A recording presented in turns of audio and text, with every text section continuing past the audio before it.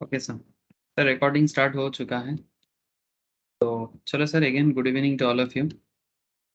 अच्छा, company law का class है और हम लोग प्रॉस्पेक्टस पे बात कर रहे थे सर। इशू ऑफ प्रॉस्पेक्टस आप सबको पता है ना सर। ये लास्ट फ्यू 2-3 क्लासेस में हम लोग प्रॉस्पेक्टस में काफ़ी ज़्यादा बात किए हैं। जैसे कि कुछ इंपॉर्टेंट क्वेश्चन आंसर भी आज बताना है आप लोगों को, कुछ एग्जाम्पल्स भी करना है। बट प्रॉस्पेक्टस क्या है सर?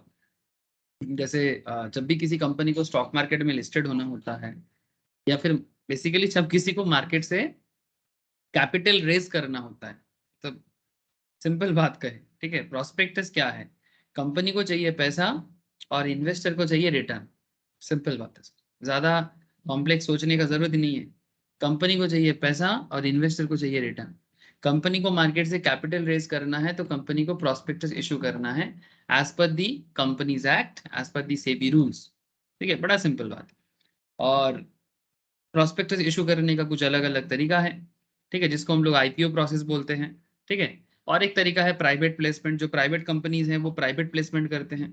ठीक है, तो पॉइंट क्या है सर? पॉइंट ऐसा है कि अगर मार्केट से पैसा रेज करना हो, कैपिटल रेज करना हो और बिजनेस को डेवलप करना हो, या फिर अपना कोई ऑब्लिगेशन है उसको रीपे करना हो, तो ये एक पॉपुलर तरीका है बड़े बड़े बिजनेस का, कि हम मार्केट से इस तरह से प्रॉस्पेक्ट इशू करके रेस करें, जिसके बारे में मैंने प्रीवियस 2-3 लेक्चर्स में आपको रियल लाइफ एग्जांपल भी दिखाया। जैसे कि रिसेंटली जो कंपनीज आया है, जो आ चुका है, ठीक है, तो स्टॉक मार्केट में लिस्टेड होना है तो आपको कंपनी लॉ का ये प्रोसीडियर फॉलो करना है। और as a company secretary, as a chartered accountant, as a cost accountant, ये सब आप लोगों के लिए क्या इंपॉर्टेंट है सर? इसका पूरा तरीका जो होता है, जब एक कंपनी आईपीओ प्रोसेस में आता है तो उसका जो भी काम होता है, उसका जो ड्राफ्टिंग होता है वो सीएस को करना पड़ता है, उसका जो कैलकुलेशंस पार्ट होता है वो सीएसईएमए को करना पड़ता है।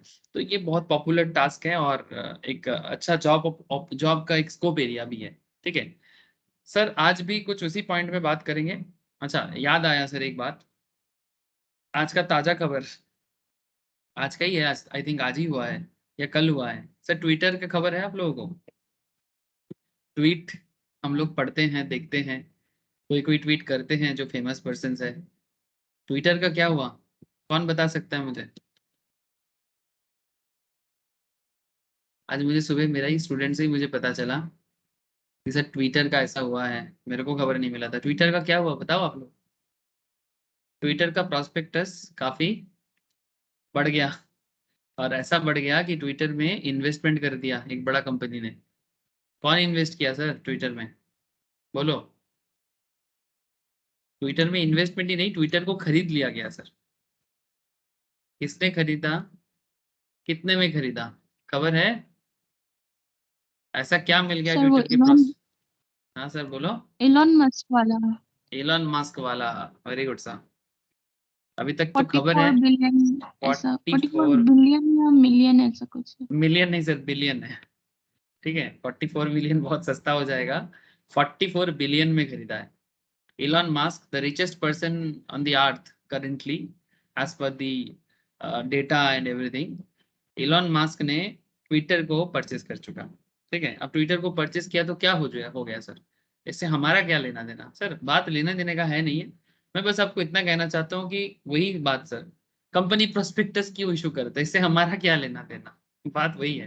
ठीक है, कंपनी प्रोस्पेक्टस इशू करता है तो उसका लीगल प्रोसीजर होता है। कंपनी प्रोस्पेक्टस इशू करता है तो उसके पीछे रीजन ये होता है कि कंपनी को कैपिटल रेज करना होता है।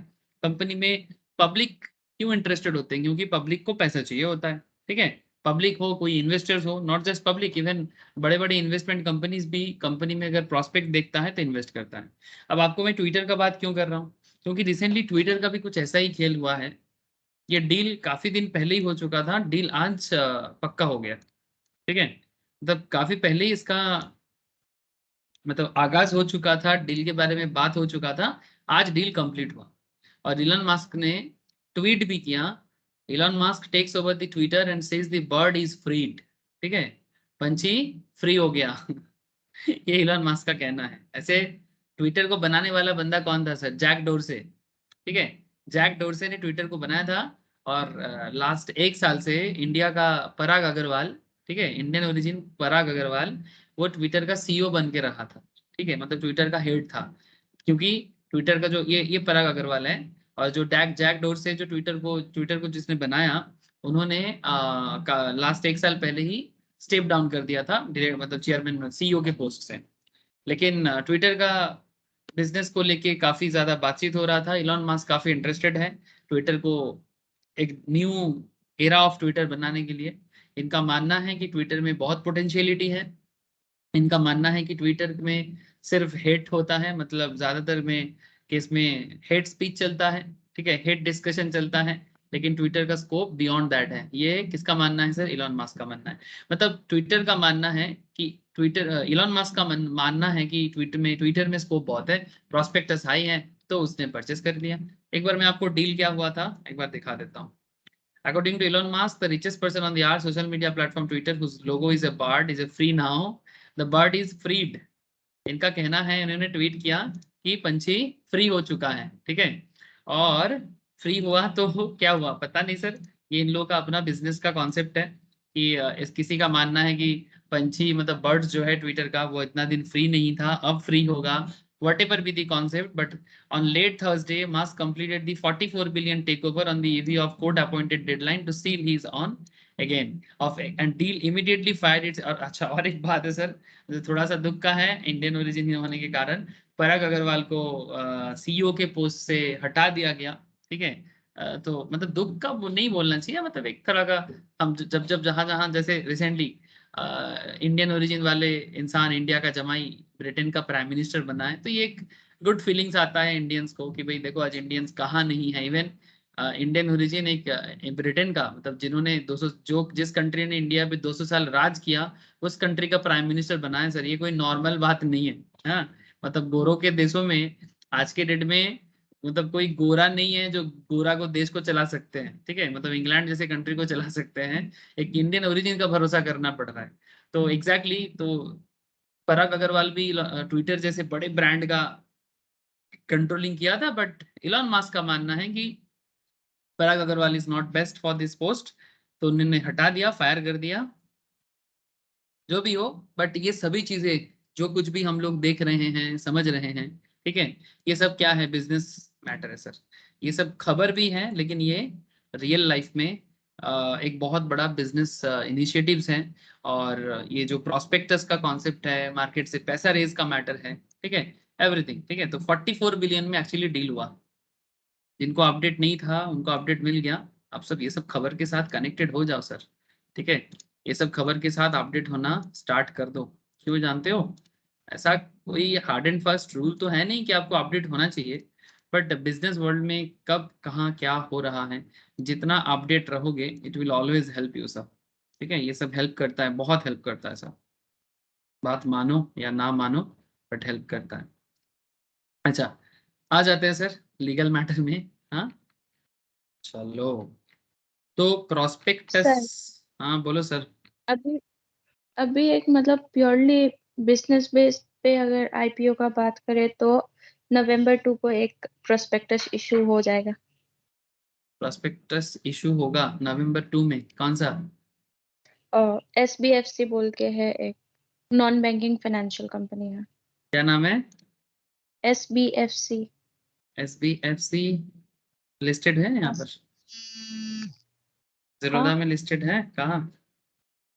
और जीरोदा पे तो नहीं, मैंने ऐसे सेबी का वेबसाइट सेबी ऐसे चेक सेब करते सेब रहता है ना। सेबी के साइट में देखा आपने? हाँ। अच्छा, सेबी के साइट में देखा, मतलब वो फाइलिंग किया है क्या? Yes sir.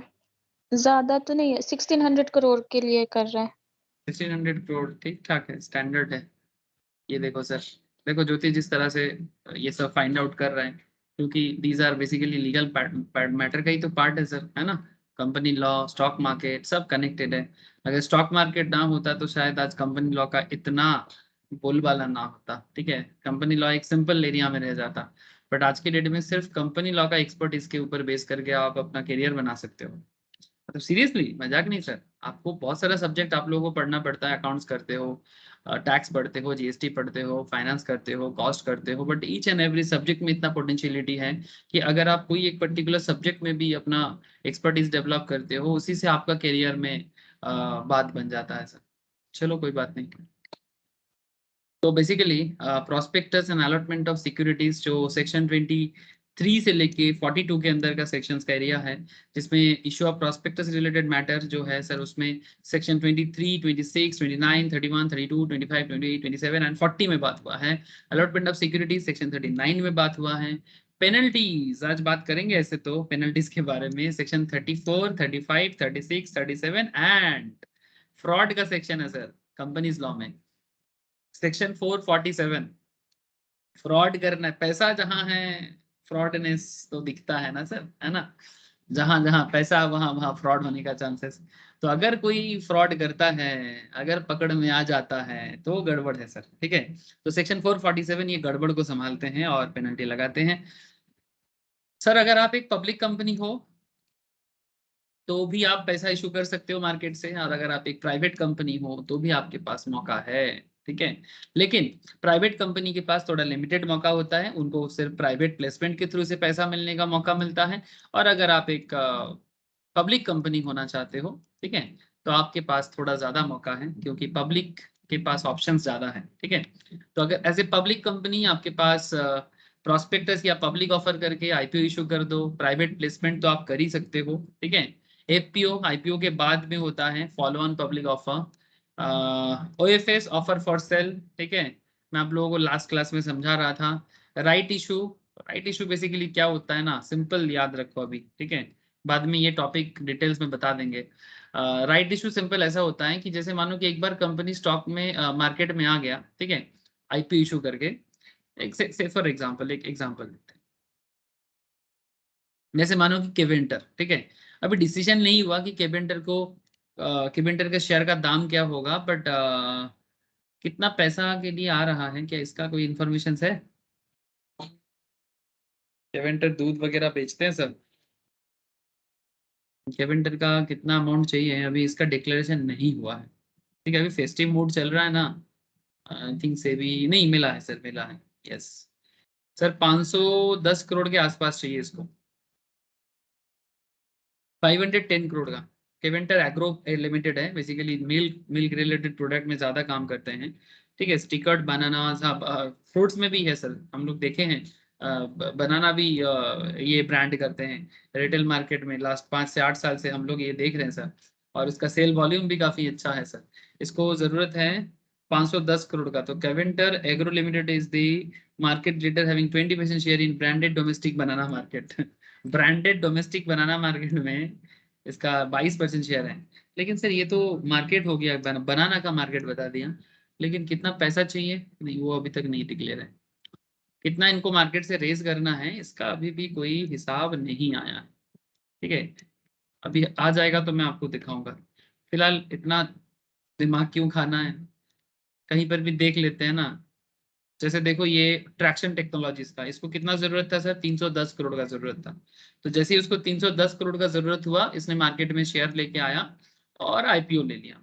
अब मानो कि ट्रैक्शन टेक्नोलॉजीज को या इलेक्ट्रॉनिक स्मार्ट इंडिया को, ठीक है, ऐसे कंपनीज को जैसे ही पैसा का आईपीओ आ गया, अब सेकेंड टाइम भी इनको चाहिए, ठीक है, मतलब फिर से पैसा चाहिए, तब राइट इशू करेगा। एग्जिस्टिंग शेयर होल्डर को बताया जाता है, एग्जिस्टिंग शेयर होल्डर को बताया जाता है कि भाई हम थोड़ा सस्ता में आपको इशू करेंगे, ठीक है, मानो मार्केट प्राइस जो चलेगा उससे थोड़ा कम, ठीक है। जैसे अगर मैं आपको दिखाऊं, यहाँ पर जो कंपनी रिसेंटली लिस्टेड हुआ है, जैसे कि इलेक्ट्रॉनिक स्मार्ट, देखते हैं क्या दाम है अभी, market price electronics, recently listed हुआ है, ज्यादा दिन हुआ नहीं है, 92 रुपीज चल रहा है। कितने में आया था, कितने में आया था सर इलेक्ट्रॉनिक स्मार्ट, 56 से 59। अच्छा हम लोगों का टारगेट ऐसा ही था कुछ, 80 प्लस में लिस्टेड होगा, और वही हुआ था 85 में, स्टॉक मार्केट में एनालिसिस हुआ था सर। लेकिन उसके बाद स्टॉक में मूवमेंट रहा है और अभी थोड़ा अप एंड डाउन करके 92 में है, ठीक है। ऐसे तो एक साल नहीं होना चाहिए ये, लास्ट एक महीना मतलब 15-20 दिन हुआ है सर, 15-20 डेज।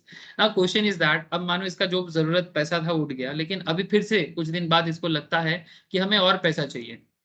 अब आईपीओ तो फिर से नहीं ला सकता, एफपीओ ला सकता है, और डिस्काउंट में भी इशू कर सकता है थोड़ा सा, राइट इशू, जो एग्जिस्टिंग शेयर होल्डर है, मतलब बाहर वाले को नहीं बोलेगा, और एग्जिस्टिंग जिसके पास शेयर है वही उसी को ऑफर करेगा कि we are issuing right issue करते हैं, और 92 का मार्केट चल रहा है, आप लोग 85 करके दीजिए।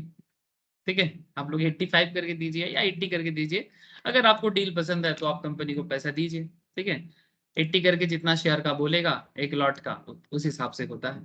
तो basically right issue existing share holder को थोड़ा डिस्काउंट में दिया जाता है, और कंपनी ऐसा करता है। ठीक है, अगर इन्वेस्टर को डील पसंद है तो जाए, अगर ना पसंद है तो ना जाए। कोई कोई हार्ड एंड फास्ट पाबंदी नहीं है, कोई ऐसा नहीं है कि आपको करना ही है, ऐसा नहीं है। बोनस इशू क्या होता है, कंपनी बोनस इशू करता है सर। ठीक है, ये आगे मैं चर्चा और करूंगा बोनस के बारे में। कंपनी बोनस शेयर इशू करता है। ये बेसिकली एक तरह का, आप ऐसा मानो कि एक मार्केटिंग एक्टिविटी है कंपनी का। अकाउंट्स में थोड़ा बहुत एडजस्टमेंट करके कंपनी आपका टोटल वैल्यूएशन जो होता है ना उसको सेम रखता है, लेकिन नंबर ऑफ शेयर को बढ़ा देता है। इट्स लाइक जैसे मानो कि 1:1, 1:2, 1:3 ऐसा कर सकता है। अगर आपके पास एक शेयर है तो कंपनी आपको बोलता है कि 3 एक्स्ट्रा और मिल जाएगा, या एक के बदले एक। ठीक है, अगर कोई बंदा 100 शेयर होल्ड करता है तो उसको और एक्स्ट्रा 100 मिल जाएगा। लेकिन सर तब तो अच्छा है, तब तो मजा है ना। मतलब अगर मानो कि 100 करके शेयर मार्केट में बिक रहा है, मतलब आपके पास ऑलरेडी मार्केट में कंपनी का शेयर है, 100 शेयर है, मानो एक एक शेयर का दाम चल रहा है 100 करके, 100 करके, तो आप ऑलरेडी 10,000 रुपीज मार्केट में गेन, मतलब ऑलरेडी होल्ड करके रखे हो। कंपनी आपको बोलता है कि एक्स्ट्रा 100 शेयर आपको देगा, तो आपको क्या लगता है ये 20,000 हो जाएगा। हेलो, मतलब अनदर 10,000 ऐड हो जाएगा। सर सिचुएशन एग्जैक्टली ना ऐसा नहीं होता है। आपके पास 100 था और 100 आ गया, लेकिन वैल्यूएशन वही रहेगा। इशू बोनस इशू है, बट वैल्यूएशन वही रहेगा। स्टॉक को स्प्लिट कर देता है सर, मतलब फेस वैल्यू में ना, फेस वैल्यू में चेंज कर देता है। 10 का फेस वैल्यू को 1 कर देगा, समथिंग लाइक दैट। ठीक है, 10 का फेस वैल्यू को 5 कर देगा। फेस वैल्यू चेंज हो जाएगा ना, तो आपका 100 का चीज जो है ना, आपका जो मार्केट में 100 चल रहा था वो 50 नजर आएगा। रिसेंटली ऐसा किया है सर, टाटा स्टील में हुआ है। टाटा स्टील में, आई थिंक टाटा स्टील में हुआ है, रिसेंटली हुआ है। कंपनी बोनस इशू কিন্তু किया। স্যার हाँ बोल। কিন্তু স্যার ধরুন 10,000 টাকার ভ্যালুয়েশনে আমার কাছে মানে 100টা শেয়ার আছে। हम्म তো এখন তো আমার কাছে 200টা শেয়ার হয়ে গেল। 10,000 টাকায় हम्म ভ্যালুয়েশন রইল। यस কিন্তু ধরুন আমি যখন বেচলাম তখন ধরুন শেয়ারটা আমি বেচলাম 200 টাকা করে। তাহলে তো সেই ক্ষেত্রে তো আমার 200টা শেয়ারে 200 টাকা করে মানে 40,000 টাকা মানে 30,000 টাকা গেইন করলাম না 20,000 টাকার জায়গায় সেই জায়গাটা यस দাঁড়িয়ে। Yes yes yes long term में हेल्प होगा सर। মানে ठीक है, বিক্রির সময় আমার লাভ, কিন্তু নেওয়ার यस, সময় না। हाँ मतलब बिक्री के टाइम দিলাম पे, আমি बिक्री 200টা के শেয়ার टाइम আমার पे, কাছে থাকলো हाँ 10,000 हाँ, টাকা ভ্যালুয়েশনে, সেটাই হচ্ছে। हाँ बिक्री के टाइम पे अगर वो 100 का चीज 200 में जाए तब না। হ্যাঁ মানে ऐसे, স্যার ধরুন আমি ধরুন 5 বছর পরে বিক্রি করলাম কিন্তু আমার এই 200টা শেয়ারই রয়ে গেল না यस यस সেই यस ক্ষেত্রে। That's true, yes that's true sir. मतलब लॉन्ग टर्म में बेनिफिट हो सकता है आपको। ठीक है, depending on the companies business and all. लेकिन शॉर्ट टर्म में आपको ऐसा कुछ बेनिफिट नजर नहीं आता है, क्योंकि आपका वैल्यूएशन में कोई चेंजेस नहीं आता। ठीक है, मतलब on that movement, on that particular time, जैसे टाटा स्टील हो गया सर, टाटा स्टील 100 मतलब एक महीने से ऊपर हो गया, ये अपने आप को स्प्लिट किया सर। ठीक है, टाटा स्टील स्प्लिट का न्यूज मैं देखता हूँ सर कब किया था।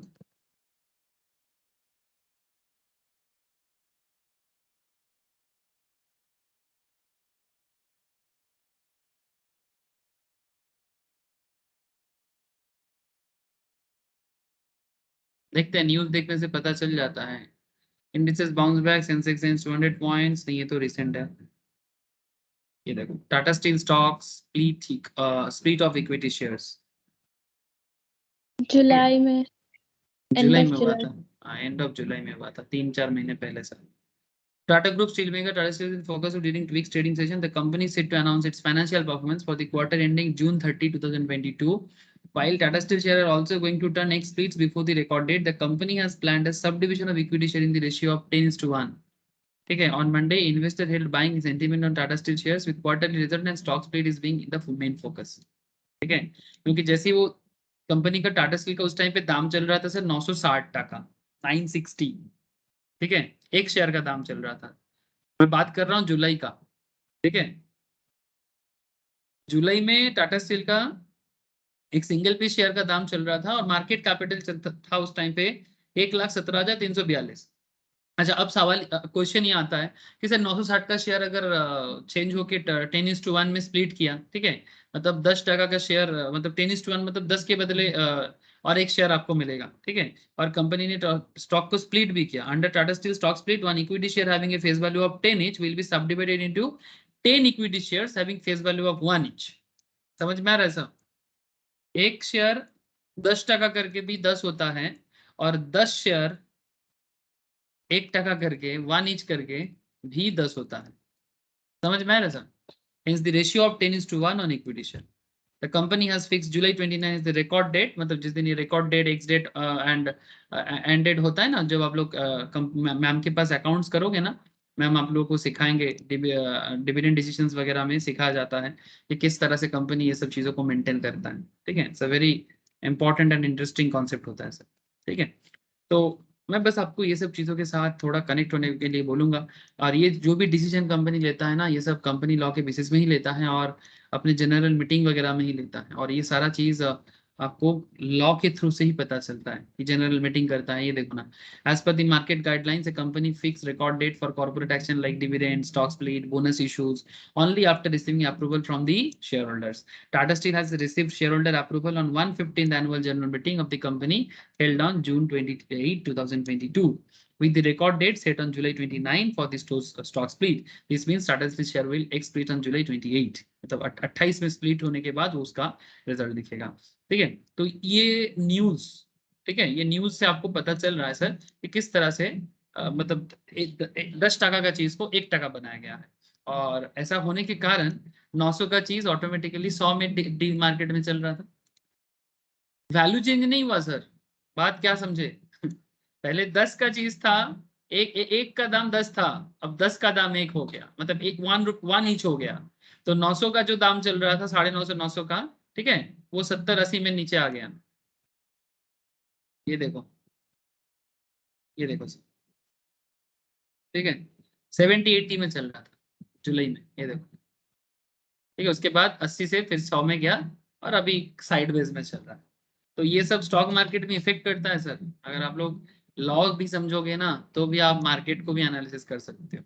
सो ये बोनस इशू करना, स्टॉक स्प्लिट करना, दीज आर और part of the money raise and capital raise part sir, सब प्रोस्पेक्टस के अंदर ही आता है, ठीक है। तो ठीक है सर, धीरे धीरे और बात बढ़ाते हैं।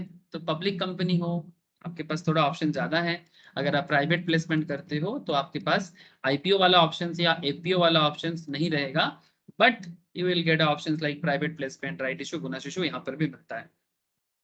प्राइवेट प्लेसमेंट के बारे में मैं आपको डिटेल्स में से बता दूंगा, बट इतना समझ लो प्राइवेट प्लेसमेंट में क्या होता है। प्राइवेट प्लेसमेंट में ना, कंपनी जो मार्केट से पैसा रेज करना चाहता है, वो ना अनलिमिटेड पब्लिक से पैसा रेज नहीं कर सकता, वो बस कुछ लिमिटेड लोगों से ही पैसा रेज कर सकता है, ठीक है। वो पहले से कंपनी को अपने आर्टिकल ऑफ एसोसिएशन के थ्रू से, कंपनी जो लिमिटेड जो मेंबर्स होता है, उन लिमिटेड मेंबर से ही वो पैसा इशू कर सकता है, and that is called actually private investment. तो नॉर्मली जो बड़े लेवल ऑफ इन्वेस्टर्स होते हैं ना, प्राइवेटली इन्वेस्ट करते हैं, प्राइवेट इक्विटी फर्म भी कहा जाता है, उसके थ्रू से होता है सर, ठीक है। तो ये है प्राइवेट कंपनीज का पैसा रेज करने का तरीका, ठीक है। अच्छा, अब मैं तरीका तो बताते रहूंगा सर आप लोगों को, ठीक है। अच्छा, मैं आपको थोड़ा सा भी डिटेल्स में चलते हैं सर, है ना।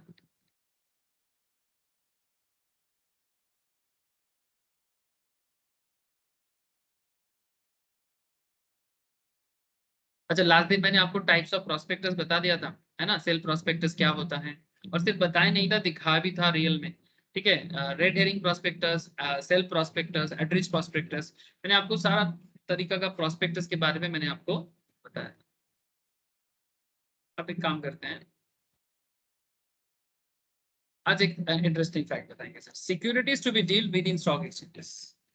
हाँ sir, securities to be deal with in stock exchanges, तो क्या है securities to be deal with in stock exchange? Section 40, ध्यान से सुनना सर, सेक्शन याद रखना पड़ेगा। एग्जाम में सेक्शन को मेंशन करके ही सवाल पूछा जाता है, और आपको सेक्शन मेंशन करके ही सवाल का जवाब भी देना पड़ता है। सर मेरा आवाज आ रहा है ना, क्योंकि मैं जहाँ हूँ अभी, यहाँ थोड़ा बैकग्राउंड नॉइज है, क्या आप लोगों को आ रहा है बैकग्राउंड नॉइज या नहीं आ रहा है? यस। आ रहा है बैकग्राउंड नॉइज? नो हाँ sir. Sir, no sir, actually वो मैंने टीम में अंदर है ना सर, तो इसलिए यहाँ पर थोड़ा प्रोसेस प्रोसेस वगैरह निकलता है ना काली पूजा का, ठीक है, तो सब चल रहा है। ठीक है, मैं धीरे धीरे बोलता हूँ, आप लोगों को दिक्कत नहीं हो रहा है बट मुझे दिक्कत हो रही है। ठीक है।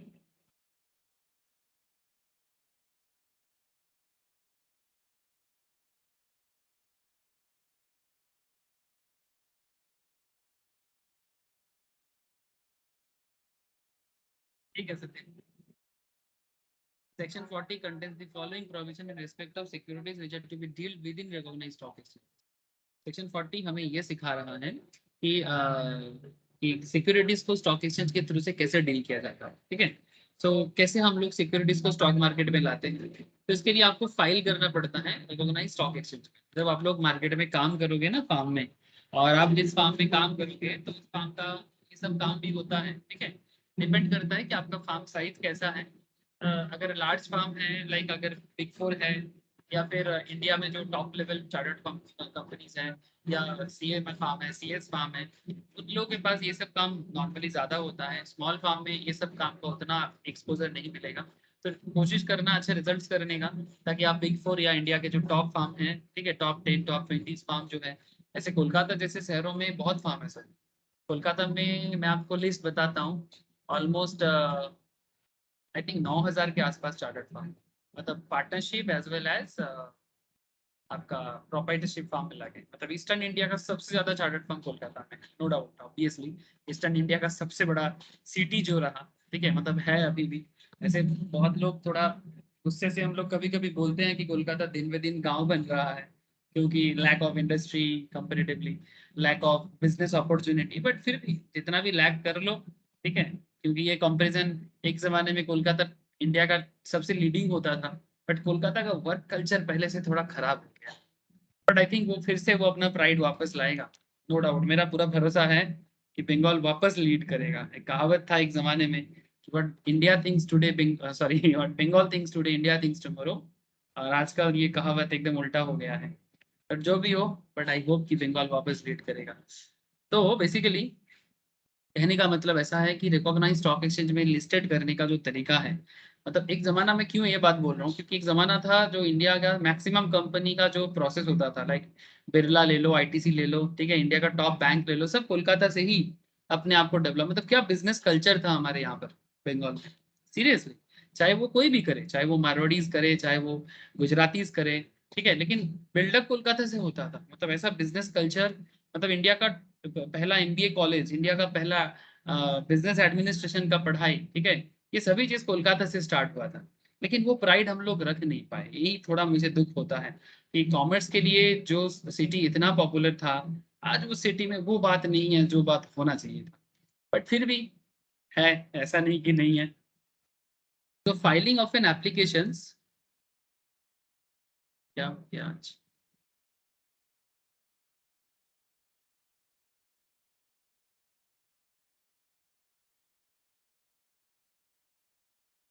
Filing of an application with recognised stock exchange. अब रिकॉग्नाइज्ड स्टॉक एक्सचेंज क्या समझ में आ रहा है सर? बीएसई, एनएसई, इंडिया का टॉप 2 स्टॉक एक्सचेंज है जिसमें ट्रेडिंग होता है, ठीक है। ऐसे इंडिया में करेंटली एक्टिव स्टॉक एक्सचेंज 7 है सर, 7।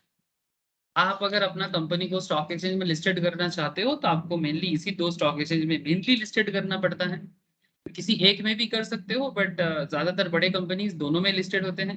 तो every company making public offer shall before making such offer make an application to one or more recognised stock exchange or exchanges and obtain permission for the securities to be deal with stock exchange or exchanges, ठीक है। मतलब ये particular stock exchange में deal हो, मतलब trade होगा, ठीक है, तभी हम लोग स्टॉक मार्केट से, ओपन मार्केट से स्टॉक को बाई सेल कर सकते हैं, उसमें ट्रेड लेते हैं, उसमें इक्विटी डेरिवेटिव का काम करते हैं, फ्यूचर ट्रेडिंग करते हैं, ऑप्शन ट्रेडिंग करते हैं। क्या नहीं करते सर, क्या नहीं करते, इन्वेस्टमेंट करते हैं, क्या नहीं करते। सो आप नंबर ऑफ अलग अलग एक्सचेंज में अपना कंपनी को लिस्टेड कर सकते हो। जैसे ये जो कंपनी लिस्टेशन के लिए यहाँ पर लाइन में लगा हुआ है, ये जिसका लिस्ट हम लोग देख रहे हैं तब से, इट्स लाइक जो ऑलरेडी लिस्टेड हुआ है रिसेंट ट्रेंड में, ठीक है, अगर आप देखो तो गो फैशंस, ठीक है, गो फैशन, स्टार हेल्थ, तेगा इंडस्ट्री, ये सब रिसेंटली लिस्टेड हुआ है sir. Red game travel, Shriram properties, made plus, ये लोग लिस्टेड हो चुका है, कुछ आ रहा है सब, ये सब आ रहा है सर। केवेंटर, बीएलसीसी, सुला, सुला वाइनियर्स आ रहा है, ठीक है। अब कहने का मतलब है कि आ रहा है मतलब कहाँ आ रहा है, आ रहा है मतलब स्टॉक एक्सचेंज में लिस्टेड होने के लिए आ रहा है, ठीक है। तो prospectus to state name of stock exchange, where a prospectus states that an application has been made, such prospectus shall also state that the name of stock exchange in which security shall be dealt with। कौन से stock exchange में ये deal होगा, ठीक है। मैं आपको दिखाऊं कैसे डील होता है, चलो दिखा देते हैं। अगर आप लोग स्टॉक मार्केट में काम करते हो, मतलब लाइक अगर आपका इन्वेस्टमेंट वगैरह है, जो लोग मेरे पास स्टॉक मार्केट पढ़ता है, आई नो दैट कि उन लोगों को तो पता है सर कि कैसे क्या होता है। बट जो स्टॉक मार्केट का पढ़ाई नहीं करते हो, या फिर जो स्टॉक मार्केट में इन्वेस्टमेंट या ट्रेडिंग नहीं करते हो, मैं उनको थोड़ा दिखाना चाहूंगा कि कैसे स्टॉक मार्केट में ट्रेडिंग होता है। एक सेकेंड रुक जाओ सर, मैं अभी दिखाता हूँ, एक मिनट। कैसे बाई सेल चलता रहता है, ये एक रेगुलर प्रोसेस है मार्केट का, ठीक है। डेली मंडे टू फ्राइडे, ठीक है, 9:15 से लेके 3:30 तक इंडियन मार्केट ओपन रहता है, except national holiday and market holiday. Very popular concept.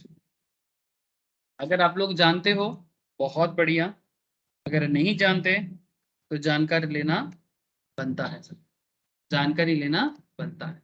तो मैं जस्ट आपको एक एग्जाम्पल के तौर पे दिखाऊंगा आज।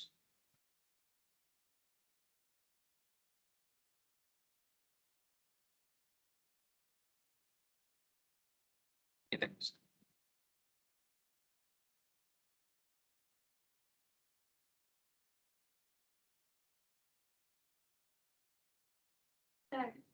हाँ बोलो सर। स्क्रीन तो शेयर नहीं है। एक सेकंड देखो, देखो अब स्क्रीन शेयर है। हाँ। तो just a very simple thing, जो लोग स्टॉक मार्केट के साथ कनेक्टेड हैं, जैसे ज्योति, मुझे पता है ज्योति कनेक्टेड है, ठीक है। तो जिनको पता है ठीक है, जिनको नहीं पता वो देख ले सर। ये देखो सर, आपको यहाँ पर सिंबल दिख रहा है सर, सिंबल में NSE, BSE, NFO, CDS, BCD, MCX दिखाई दे रहा है। हाँ सर, ये सब अलग अलग एक्सचेंजेस है, इंडेक्स होता है सर ये सब, ठीक है। पॉपुलर इंडेक्स क्या है, एनएसई, ठीक है। अब एनएसई के अंदर कौन सा कंपनी लिस्टेड है, आप देखो पूरा लिस्ट नजर आ रहा है। हेलो, यहाँ पर क्लिक करेंगे ना तो कंपनी दिखेगा, जैसे मैं यहाँ पर क्लिक कर दिया, ये क्या निकला सर, ये कौन सा कंपनी है, एसीसी सीमेंट है सर।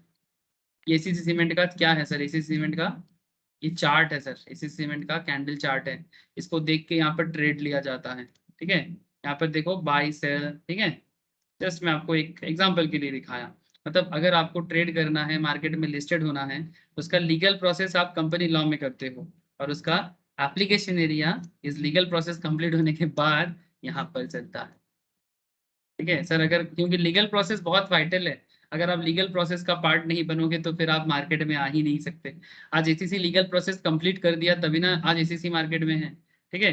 और इंटरेस्टिंग फैक्ट ये है कि आप यहाँ पर देख सकते हो कि आपको, ये देखो बीएससी में क्लिक करेंगे तो आपको बीएससी में कौन सा कंपनी लिस्टेड है उसका भी डेटा मिलेगा। एमसीएक्स में क्लिक करेंगे तो एमसीएक्स बेसिकली ना स्टॉक मार्केट में कंपनी का लिस्टेशन नहीं होता। एमसीएक्स में, एमसीएक्स में मल्टी कमोडिटी एक्सचेंज है ये स्टॉक नहीं है, कंपनी का लिए नहीं है सर, ये कमोडिटी का मार्केट है। देखो आप, एल्यूमिनियम, कॉपर, कॉटन, ये सब ट्रेड होता है, ठीक है। इसको फ्यूचर मार्केट ट्रेडिंग बोलते हैं और ये कमोडिटी ट्रेडिंग बोलते हैं सर, ठीक है। ये देखो ये बेसिकली करेंसी है, ठीक है, यूरो, देख रहे हैं सर, ये करेंसी ट्रेडिंग होता है सर, बीसीडी। एंड ये होता है आपका, ये आपका, सॉरी, ये आपका फॉरेन एक्सचेंज ट्रेडिंग है और ये करेंसी ट्रेडिंग है, इंटरेस्ट ट्रेडिंग होता है बोलते हैं इसको। और एनएफओ क्या है, ये basically future and option trading होता है sir, option trade and future trade ये एनएफओ में होता है, ठीक है। तो ये सब क्या है, एक्सचेंजेस है सर, ठीक है। इस एक्सचेंज के थ्रू से मेनली दो है सर, एनएसी, बीएसई, और भी कुछ एक्सचेंज है जैसे एमसीएक्स, ये भी एक एक्सचेंज है, ठीक है। और बीसीडी, सीडीएस भी इसी का पार्ट है, एनएसी का ही पार्ट माना जाता है। तो जस्ट आपको मैं दिखाता हूँ कि active stock exchange in India, ठीक है, मैं किसी क्लास में दिखा रहा था, आपको भी दिखा देते हैं। इंडिया में करेंटली जो एक्टिव स्टॉक एक्सचेंज है उसका लिस्ट अगर मैं आपको दिखाऊं, it's 7 now currently, it's now 7 only. पहले बहुत सारा था बट उनको जाना पड़ा, पहले बहुत सारा था। मैं कहाँ दिखा रहा हूँ आपको, सेबी के साइड में आके, ठीक है, we are at SEBI site, okay, security के एक्सचेंज बोर्ड ऑफ इंडिया के साइड में है सर।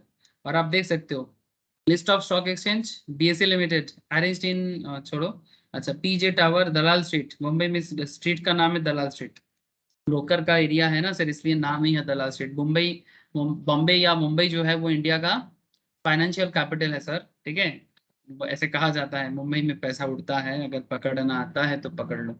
ये बात 90s के जमाने में बहुत चलता था, इवन अर्ली 2000 में भी बॉम्बे का बहुत क्रेज था। आजकल थोड़ा शिफ्ट हुआ है क्योंकि आजकल टेक्नोलॉजी बेस्ड मार्केट है, तो हैदराबाद एंड बैंगलोर, ठीक है, और हार्डकोर बिजनेस में अहमदाबाद, सूरत, और न्यू एजुकेशनल कॉन्सेप्ट के ऊपर देखा जाए तो पूना काफी तरक्की किया है सर, ठीक है। और स्मॉल सिटी में अगर देखा जाए तो बिहार में पटना का तरक्की हुआ है कंपेरेटिवली, मतलब एक तरह से कुछ कुछ चीजों के लिए, ठीक है। बट मैं अगर बड़े लेवल में बात करूं तो उसका अगर मैं बात करूं तो बॉम्बे का जो क्रेज था वो अभी भी है, बट बैंगलोर हैदराबाद थोड़ा सा छीन लिया है, पूना काफी डेवलप कर लिया है, और सूरत एंड अहमदाबाद में काफी डेवलपमेंट रहा है।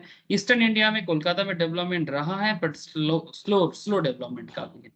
तो बीएसई, अरे देखो सर, मैं क्यों कोलकाता के बारे में ज्यादा इमोशनल हो जाता हूँ, स्टॉक एक्सचेंज में अभी भी कैलकाटा स्टॉक एक्सचेंज को एक्टिव रखा गया है, बट कैलकाटा स्टॉक एक्सचेंज अभी भी ट्रेड के लिए एक्टिव नहीं, बट यहाँ पर स्टॉक में लिस्टेड होता है, इसलिए देखो आप, सेगमेंट परमिट में कुछ नहीं है, नील है, आप लोग देख पा रहे हो।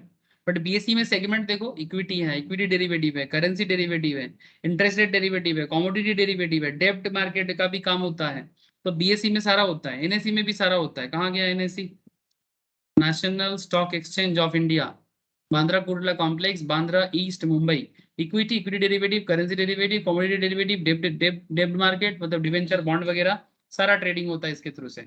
इसके अलावा national commodity and derivative exchange limited, NCDE, commodity derivative segment में काम करते हैं। Multi commodity exchange that is MCX, commodity में काम करते हैं।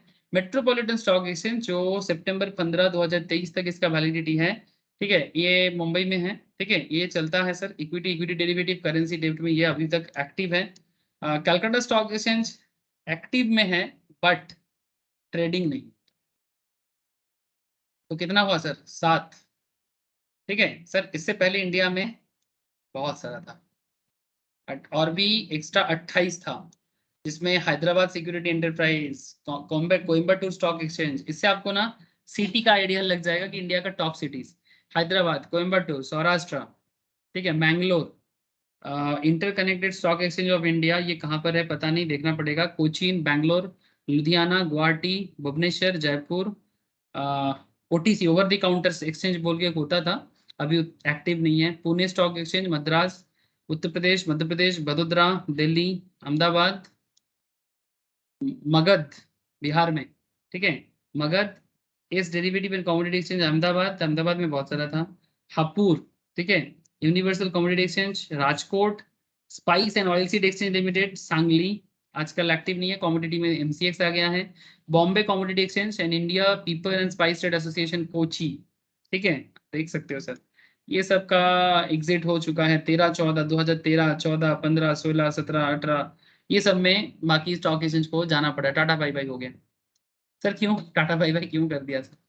सर वो सेंट्रलाइज्ड होने के लिए, मतलब क्या है ना, करप्शन बढ़ रहा था, प्रॉपर मैनेजमेंट नहीं हो रहा था, क्योंकि बहुत ज़्यादा डिसेंट्रलाइज था, अलग अलग स्टेट में अलग अलग तरह का कॉन्सेप्ट, डुप्लीकेसी चल रहा था, काफ़ी ज़्यादा मैनिपुलेशन हो रहा था। स्टेट लेवल में मैनिपुलेशन बहुत ज़्यादा है सर, स्टेट गवर्नमेंट कुछ कुछ केस में ना बहुत गड़बड़ करता है। अगर प्रॉपर चीफ मिनिस्टर या प्रॉपर एडमिनिस्ट्रेशन नहीं है ना, तो स्टेट लेवल में इंडिया में बहुत गड़बड़ है, बहुत गड़बड़। अगर चीफ मिनिस्टर ऑनेस्ट नहीं है तो बहुत गड़बड़ है सर, ये प्रॉब्लम है। जैसे स्टेट लेवल में पुलिस बहुत गड़बड़ करता है, ऐसा नहीं कि सेंट्रल लेवल करता नहीं है, बट स्टेट लेवल में प्रॉब्लम है सर बहुत ज़्यादा।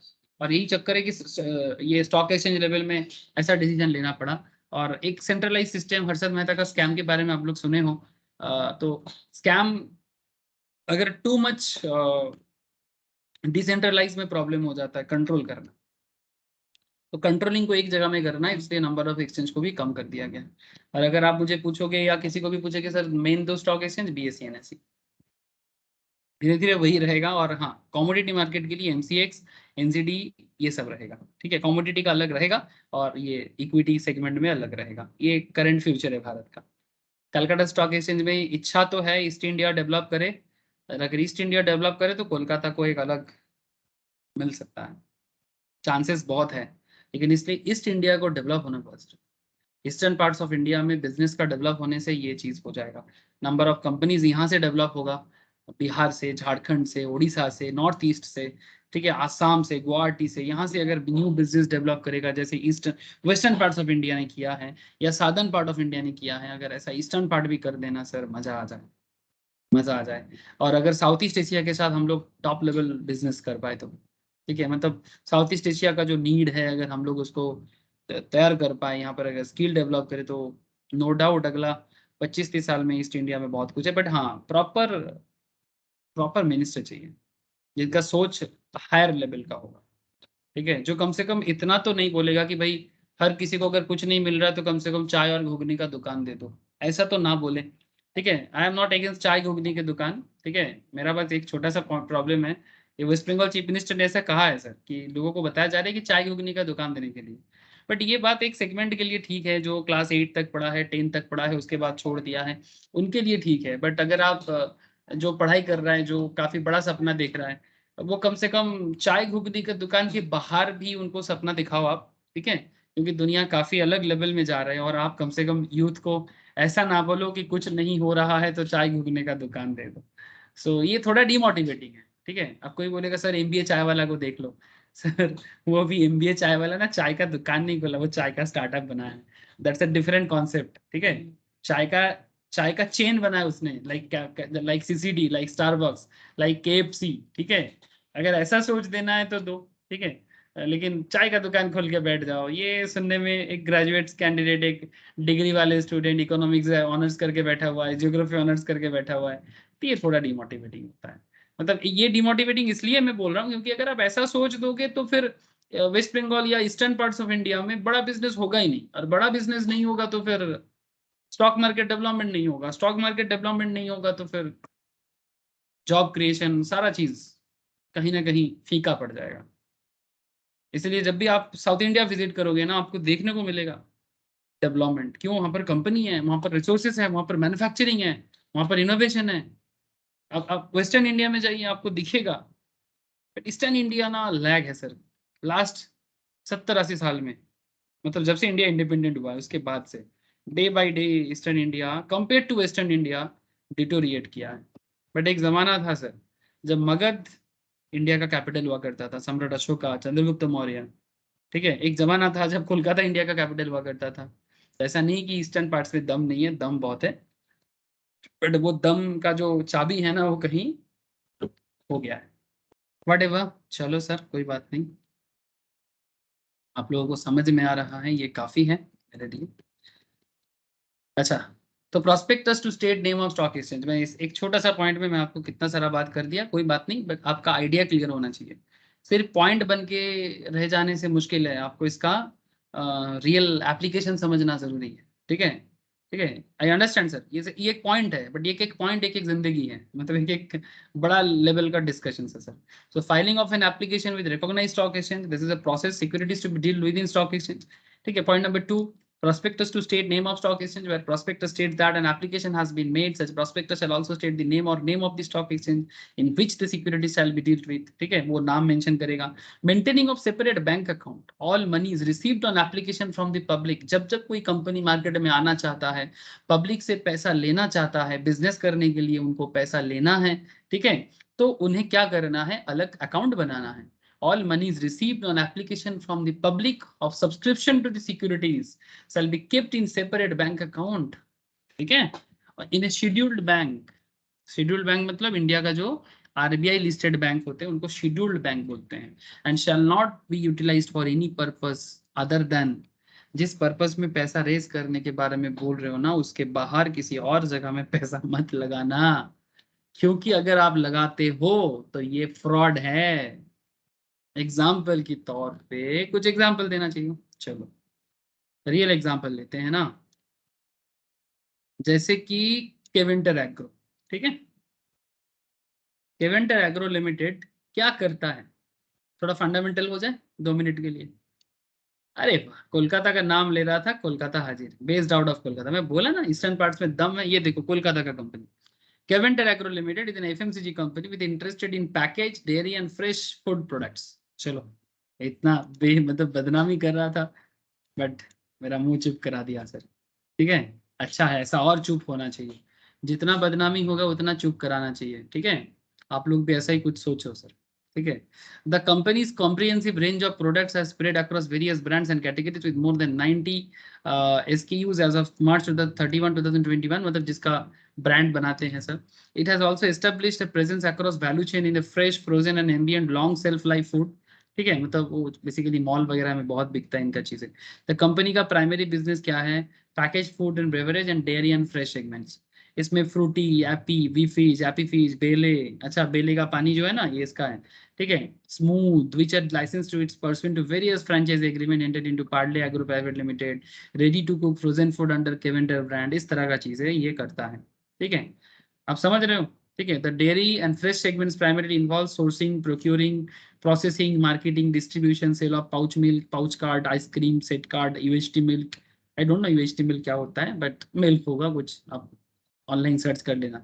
Milk shakes, lassi under metro and Keventer brands, इस तरह का डिस्ट्रीब्यूशन करना, रीपिनिंग करना, ब्रांडिंग करना, बनाना भी बेचते हैं ब्रांड करके, ये काम है इनका। ठीक है, और ये देखो कहाँ कहाँ, ईस्ट में है, नॉर्थ ईस्ट में है। ठीक है, डेयरी एंड फ्रेश में भी east and north east, basically पूरा east and north east based company है। तो ये क्या कह रहा है, जो भी करेगा, जो भी पैसा इनको मार्केट से चाहिए ना, ये इसका रिकमेंडेड एरिया में काम करेगा। ठीक है, जहां पर ये बिजनेस के लिए ये पैसा रेज करेगा, तो वो जो पर्पस के लिए आप आ रहे हो ना, आपको अपना पैसा उसी पर्पस में यूज कर। ठीक है, जैसे ये देखो, ये जैसे ये ट्रक्शन टेक्नोलॉजीज, ये मार्केट में आया, बट ये क्या बोला कि इसका कोई बिजनेस को डेवलपमेंट करने का पैसा इसको नहीं चाहिए अभी। 310 करोड़ जो ओल्ड इन्वेस्टर्स है, जो कंपनी में पहले से इन्वेस्ट करके रखा था, उनको रीपे करना है। ठीक है, तो जो कोई भी खरीदेगा बेसिकली अपने पुराने शेयर होल्डर्स को रीपे करेगा। ठीक है, तो इस पर्पस था इसका। तो आप अपने पर्पस के लिए मार्केट में आओ, और जिस पर्पस के लिए आप पब्लिक से पैसा लोगे, आप उसी पर्पस के लिए उसको यूज करो। अगर आप उसके अलावा किसी और पर्पस में पैसा को यूज करते हो, ये धोखा है, ये धोखा है। ऐसा रिसेंटली एक कंपनी ने गलत किया। ये स्टॉक मार्केट में लिस्टेड कंपनी तो छोड़ो, ये ब्रोकिंग फार्म है स्टॉक मार्केट में, जिसका काम था लोगों का डीमैट अकाउंट होल्ड करना। ठीक है, डीमैट अकाउंट को होल्ड करके उसका कंट्रोलिंग करना, बेसिकली ट्रेडिंग अकाउंट ओपन करना। काम कंपनी का नाम है कार्वी स्टॉक ब्रोकिंग बोल के, बहुत पुराना ब्रोकिंग फार्म है।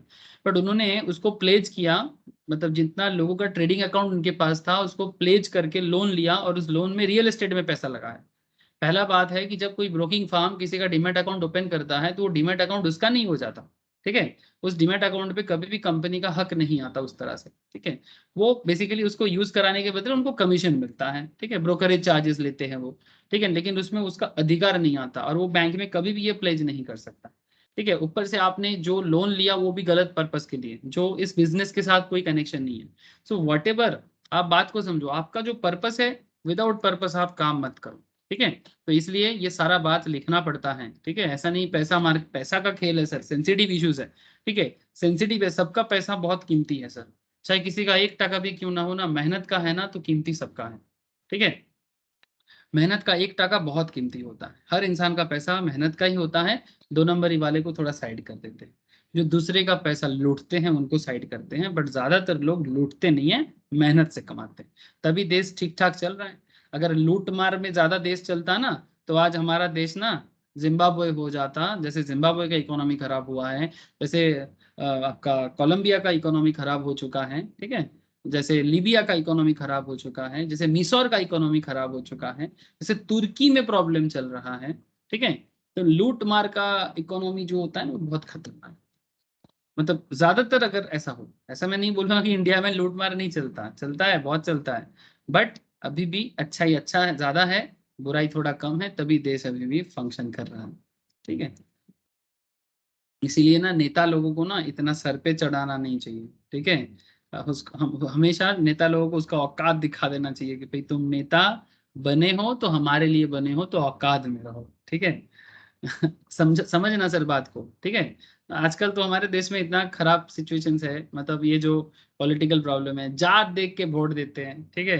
कौन सा लोग किस जात से हैं उस तरह से वोट होगा, कि हमारा जात का है तो हमें देखेगा, ऐसा थोड़ी होता है सर। हाँ, ऐसा जात पात थोड़ी होता है। इंसान अच्छा है कि नहीं, मेहनती है कि नहीं, लोकेलिटी के लिए सोचता है कि नहीं, ये देखना चाहिए। किस जात से है, दलित से है कि हिंदू से है कि मुस्लिम से है, ये नहीं होना चाहिए। आप पब्लिक देख, उसको देखो जो काम करने वाला लगे, जो 2 नंबरी कम लगे, आपको गुंडागर्दी ना लगे, सच्चा इंसान लगे, उसको वोट देना चाहिए। वॉट एवर, चलो सर। तो maintaining of separate bank account, ठीक है। और बात एकदम क्लियर है सर, कंपनी फ्रॉड नहीं कर सकता, ठीक है। फ्रॉड करने का सजा आगे है, ठीक है।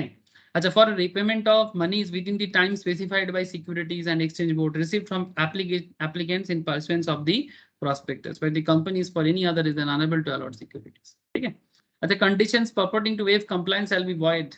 Any condition purporting to require to bind any applicant for securities to waive compliance, मतलब जो भी legal formalities है with any of the requirement of the section shall be void. मतलब जैसा बोला है वैसा करो, नहीं तो void हो जाएगा, cancel हो जाएगा, ठीक है। अच्छा, default in complying with provisions, अगर कंपनी प्रोविजंस के साथ ठीक ठाक नहीं जाता है तो कंपनी पे पेनल्टी लग जाएगा। कितना पेनल्टी लगेगा सर? मिनिमम मिनिमम पेनल्टी है 5 लाख का, सॉरी, मिनिमम पेनल्टी है, कंपनी है तो 5 लाख, मैक्सिमम 50 लाख तक पेनल्टी लग जाएगा, कंपनी पे पेनल्टी लगेगा। और जो डिफॉल्टिंग ऑफिसर रहेगा ना, मतलब जो कंपनी में काम करते हैं, कंपनी का ज्यादातर केस में सीएस ये सब काम संभालते हैं, सीएस तो ज्यादा, ठीक है, चार्टर्ड सीएम में भी होता है, ठीक है। जो कंपनी का मैटर समझता है, जिसको कंपनी लॉ का नॉलेज है, ठीक है, ज्यादातर केस में इन्हीं के पास, जो केएमपीस भी होते हैं, इन्हीं के पास ये सब संभालने का तरीका जानते हैं सर वो लोग। तो मिनिमम 50,000, मैक्सिमम 3 लाख तक का पेनल्टी है यहाँ, ठीक है सर। अच्छा, पेमेंट ऑफ कमीशन। अच्छा, एक बात है सर, जब कंपनी मार्केट से पैसा रेज करते हैं, स्टॉक मार्केट में लिस्टेड होते हैं, पैसा रेज करके ही लिस्टेड होना पड़ता है। पब्लिक आप पे भरोसा करेगा तभी ना आप लिस्टेड हो पाओगे। पब्लिक भरोसा नहीं करेगा तो लिस्टेड नहीं हो पाओगे सर। 300 करोड़ चाहिए मार्केट से, तो 300 करोड़ पब्लिक आपको देगा तभी आप लिस्टेड हो जाओगे। अगर नहीं देगा तो विथड्रॉल, रिपे कर दो जितना भी मिला है।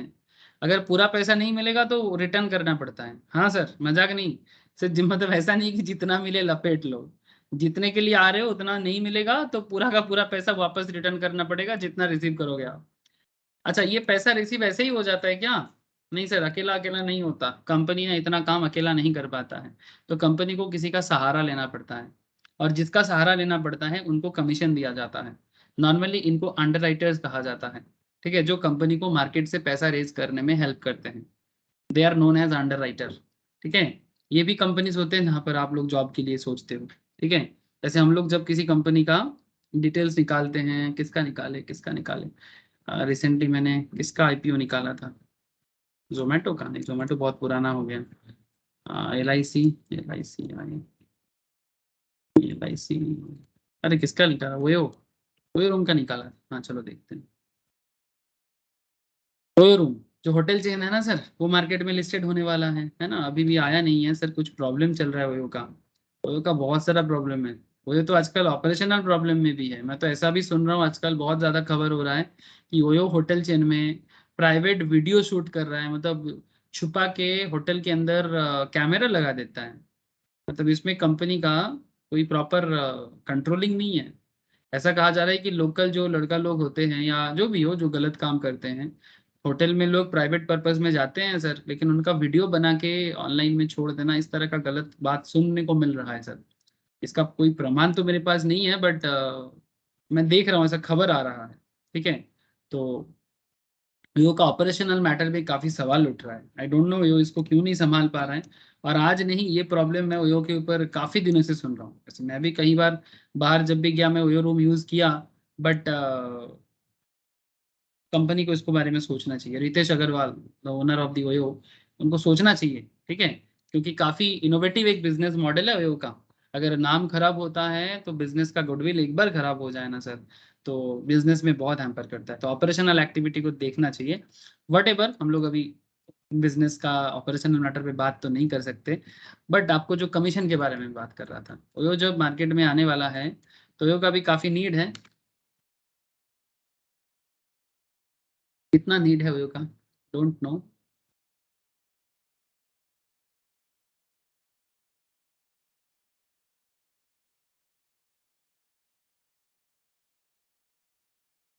कितना नीड है?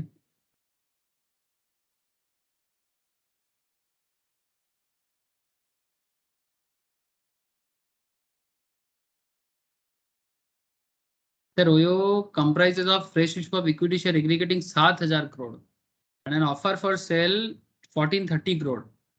मतलब जो एग्जिस्टिंग शेयर होल्डर है उनको 1430 करोड़ देना है और फ्रेशली 7,000 करोड़ रेज करना है। मतलब हाईफाई नीड है इसका, ऑलमोस्ट 8,430 करोड़ के आसपास का नीड है। और वो भी पुराने शेयर होल्डर में SVF India holdings, A1 holdings, INC, ये सब बड़े बड़े इन्वेस्टर जो कंपनी में पहले से इन्वेस्ट करके रखा है। बट एक चीज अच्छा है कि ओयो के पास काफी होटल चेन है सर, वर्ल्ड वाइड। ठीक है, 1,57,344 स्टोर फ्रंट है across more than 35 countries listed on their platform. Oyo has the largest footprint in its key markets of India and Southeast Asia, and the second largest footprint in Europe in terms of home storefronts among full stack store stay accommodation players of September 9, 2021. So good achievement sir. It's a very interesting business model है इसका। Hotel बनाया नहीं sir, लोगों का घर को hotel बना दिया। ठीक है, सो काफी लोगों का अर्निंग मॉडल चेंज हो गया। घर चुपचाप पड़ा हुआ है, ओयो को दे दो तो ओयो उसको एक गेस्ट हाउस बना के आपको एक रेंट दे देगा, ठीक है, मंथली, और बाकी अमाउंट ओयो कमा लेगा। तो it's a very interesting business model जो पहले किसी ने नहीं सोचा था इंडिया में प्रॉपर वे में। ठीक है, काफी सारा फॉरेन ऑर्गेनाइजेशन है, एक जर्मनी का है ट्रिबागो बोल के, बहुत फेमस है। एक है Booking.com बोल के भी एक कंपनी है, वो भी काफी बड़ा कंपनी है, बट वो थोड़ा सा Booking.com से अलग है। ठीक है, ट्रिबागो कुछ उस तरह का है सर। ट्रिबागो होटल जो है वो ऑलमोस्ट ओयो जैसा ही है, काफी पुराना है Trivago. So whatever, I hope you understand कि बिजनेस मॉडल अच्छा है, कंपनी को पैसा भी चाहिए अच्छा खासा, लेकिन कंपनी को पैसा जो चाहिए अगर वो रेज करना है ना, तो 7,000 करोड़ ऐसे ही नहीं आ जाएगा। इसीलिए देखो बड़े बड़े अंडर राइटर्स हैं इनका, Kotak investment banking, JP Morgan, Citi, ठीक है, ICICI securities, Nomura, JM financials, they are book running lead manager, और इनका due securities India private limited. तो 7,000 करोड़ नॉर्मल बात नहीं है। सब अलग अलग रिस्पॉन्सिबिलिटीज लेके ये लोग मिलके ओयो का पैसा रेज करेगा, बदले में ओयो इनको कमीशन पे करेगा। ये भी है सर, अंडर राइटर होना इतना आसान नहीं होता। अगर कोई अंडर राइटर्स छोटा मोटा, मतलब अगर बहुत ज्यादा डिफॉल्ट तो नहीं होता है, क्योंकि सेबी उसी को आने का मौका देता है जिसका बिजनेस में पोटेंशियलिटी। ठीक है, अगर बाई चांस थोड़ा बहुत शॉर्टेज पड़ता है तो अंडर राइटर्स कंपनीज के पास इतना पैसा होना चाहिए तो शॉर्टेज फुलफिल करें। ठीक है, वो अपने पॉकेट से भी देना पड़ता है, क्योंकि इनके बिजनेस में भी एक रिस्क है। आप जब किसी कंपनी का पैसा रेज करने का जिम्मा लेते हो तो आपके अंदर भी कॉन्फिडेंस होना चाहिए कि भाई हाँ, इस कंपनी के लिए मुझे इन्वेस्टमेंट मिलेगा। ये एक बड़ा लेवल का बिजनेस है सर, 1,000 करोड़ का मतलब बेट होता है। ये बेट ही तो है ना, एक अनसर्टेनिटीज है, क्या पता लोग इन्वेस्ट करेगा कि नहीं, अगर नहीं किया तो पॉकेट से देना पड़ेगा, है ना। तो it's a very tricky business model. Investment banking company से ये लोग, they are investment banker.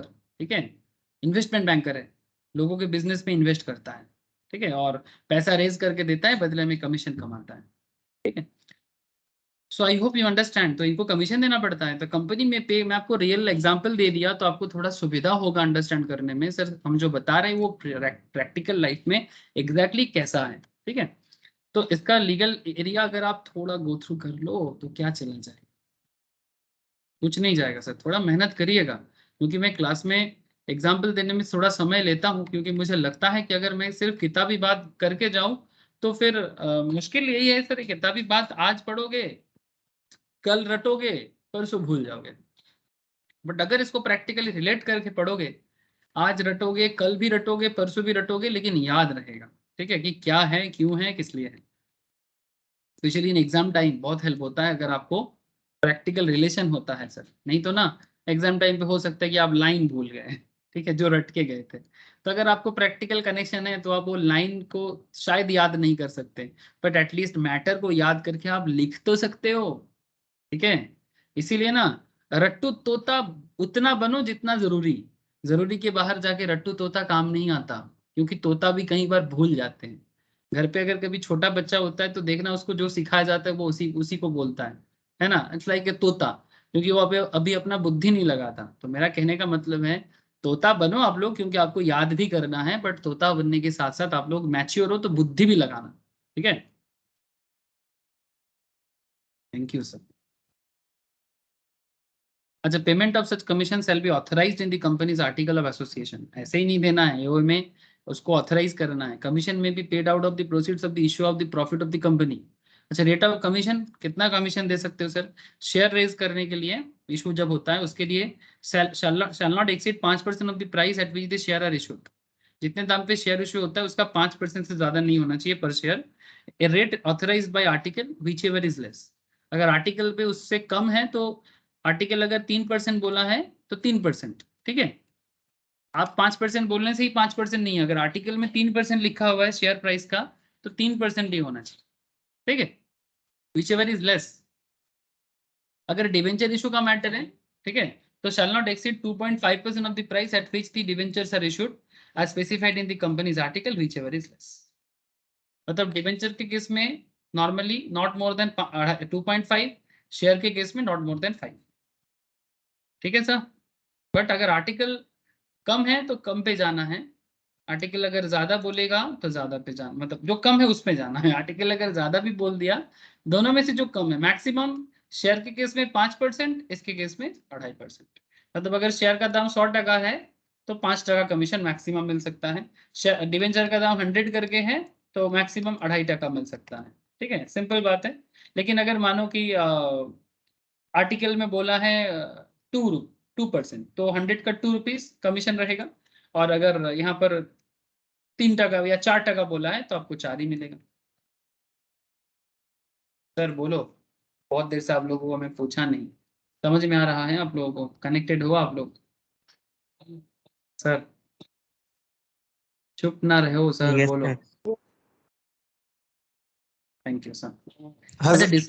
Okay, thank you sir. Disclosure of the particulars in prospectus. Prospectus में क्या लिखते हैं sir? The prospectus of the company shall disclose the following particular: the name of the underwriter, the rate and amount of the commission payable to the underwriter, the number of securities which is to be underwritten or subscribed by the underwriter absolutely और conditionally. Prospectus read करो, सारा मिल जाएगा, ठीक है। So when no commission is to be paid, there shall not be paid commission to any underwriter on securities which are not offered to the public for subscription। जो public subscription के लिए नहीं जाता है ना, उस पर कोई कमीशन नहीं होता।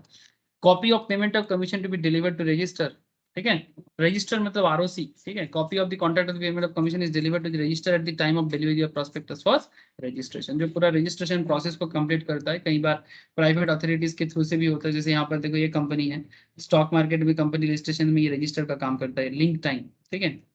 अगर आपको कंपनी में शेयर खरीदना है, किसी कंपनी का आईपीओ में इशू करना है, तो आप लिंक टाइम में जाके ना देख सकते हो। ज्यादातर केस में आपको लिंक टाइम दिखेगा, और भी कंपनीज है जो रजिस्टर ऑफ द ऑफर का काम करता है, ठीक है, तो वहां पर भी आपको भेजना पड़ता है। कुछ एग्जांपल पढ़ते हैं sir. A public limited company which wanted to raise funds through public issue of shares had applied for listing of its shares in 3 recognized stock exchanges। 3 recognized stock exchanges like Calcutta, Bombay, Delhi. Calcutta में तो ऐसे trade नहीं होता but listed हो सकता है। However, only 2 exchanges have given permission for listing। 2 में permission मिला है। Can the company proceed with the public offer? A limited company which wanted to raise funds through public issue of shares had applied for listing of its shares in the 3 recognized stock exchanges. However, only 2 exchanges had given permission for listing। Can the company proceed with the public offer? क्या लिखना है sir? Section 40 subsection 1 of the Companies Act 2013. Every company making a public offer of shares shall, before making such offer, make an application to one or more recognized stock exchange or exchanges and obtain permission for the securities to be dealt with in stock exchange. As per section 40 subsection 2, where prospectus states that an application has been made, such prospectus shall also state the name of the stock exchange in which security shall be dealt with. From the above, it is clear that not only the company has to apply for listing of the securities at a recognized stock exchange, but also obtain permission there before making the public offer. In view of the above provisions, the company cannot proceed with the public offer of shares before obtaining the necessary approval from the stock exchange। ठीक है, मतलब अगर उसको exchange से permission नहीं मिलता है, ठीक है, किसी से, तो वो स्टॉक में लिस्टेड नहीं हो सकता। तो स्टॉक एक्सचेंज का भी अप्रूवल चाहिए, ठीक है। अगर तीसरा कंपनी एक्सचेंज बोलता है कि मैं अप्रूवल नहीं दूंगा, ठीक है, तो अप्रूवल नहीं मिलेगा तो आप लिस्टेड नहीं हो सकते, ठीक है। यहाँ पर क्वेश्चन समझ में आया। Public limited company which wanted to raise funds through public issue of shares had applied for listing of its shares in 3 recognized stock exchanges. However, only 2 exchanges have given permission for listing. Third वाला नहीं बोला, तो अगर नहीं बोलेगा तो कैसे listed हो जाओगे सर? बीएससी का अप्रूवल मिलना चाहिए, एनएससी का अप्रूवल मिलना चाहिए। जब तक अप्रूवल नहीं मिलेगा आप लिस्टेड नहीं हो सकते, ठीक है। Board of director of a company decided to pay 5% of the issue price of shares as underwriter. Board of director of company decide किया कि कंपनी जो शेयर मार्केट से रेज करेगा, कैपिटल रेज करेगा, उसके लिए अंडरराइटर कमीशन मिलेगा, देगा 5%, ये डिसीजन लिया। लेकिन आर्टिकल ऑफ एसोसिएशन 3% का परमिशन दिया है।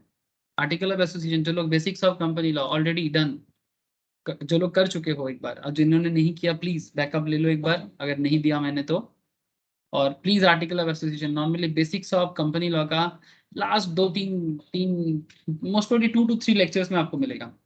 7 या 8 लेक्चर्स है बेसिक्स में, आई थिंक 10, ठीक है। लास्ट 3-4 लेक्चर सुनोगे ना तो आपको आर्टिकल ऑफ एसोसिएशन उसी में कहीं पर मिल जाएगा। Article of association, memorandum of association, basically एक होता है कंपनी का कॉन्स्टिट्यूशन, दूसरा होता है कंपनी का रूल बुक, ठीक है। तो अगर आर्टिकल बताया कि 3% कमीशन है और आप डिसाइड करते हो कि 5%, तो किसको लिया जाएगा सर, 5 की 3? प्लीज टेल मी।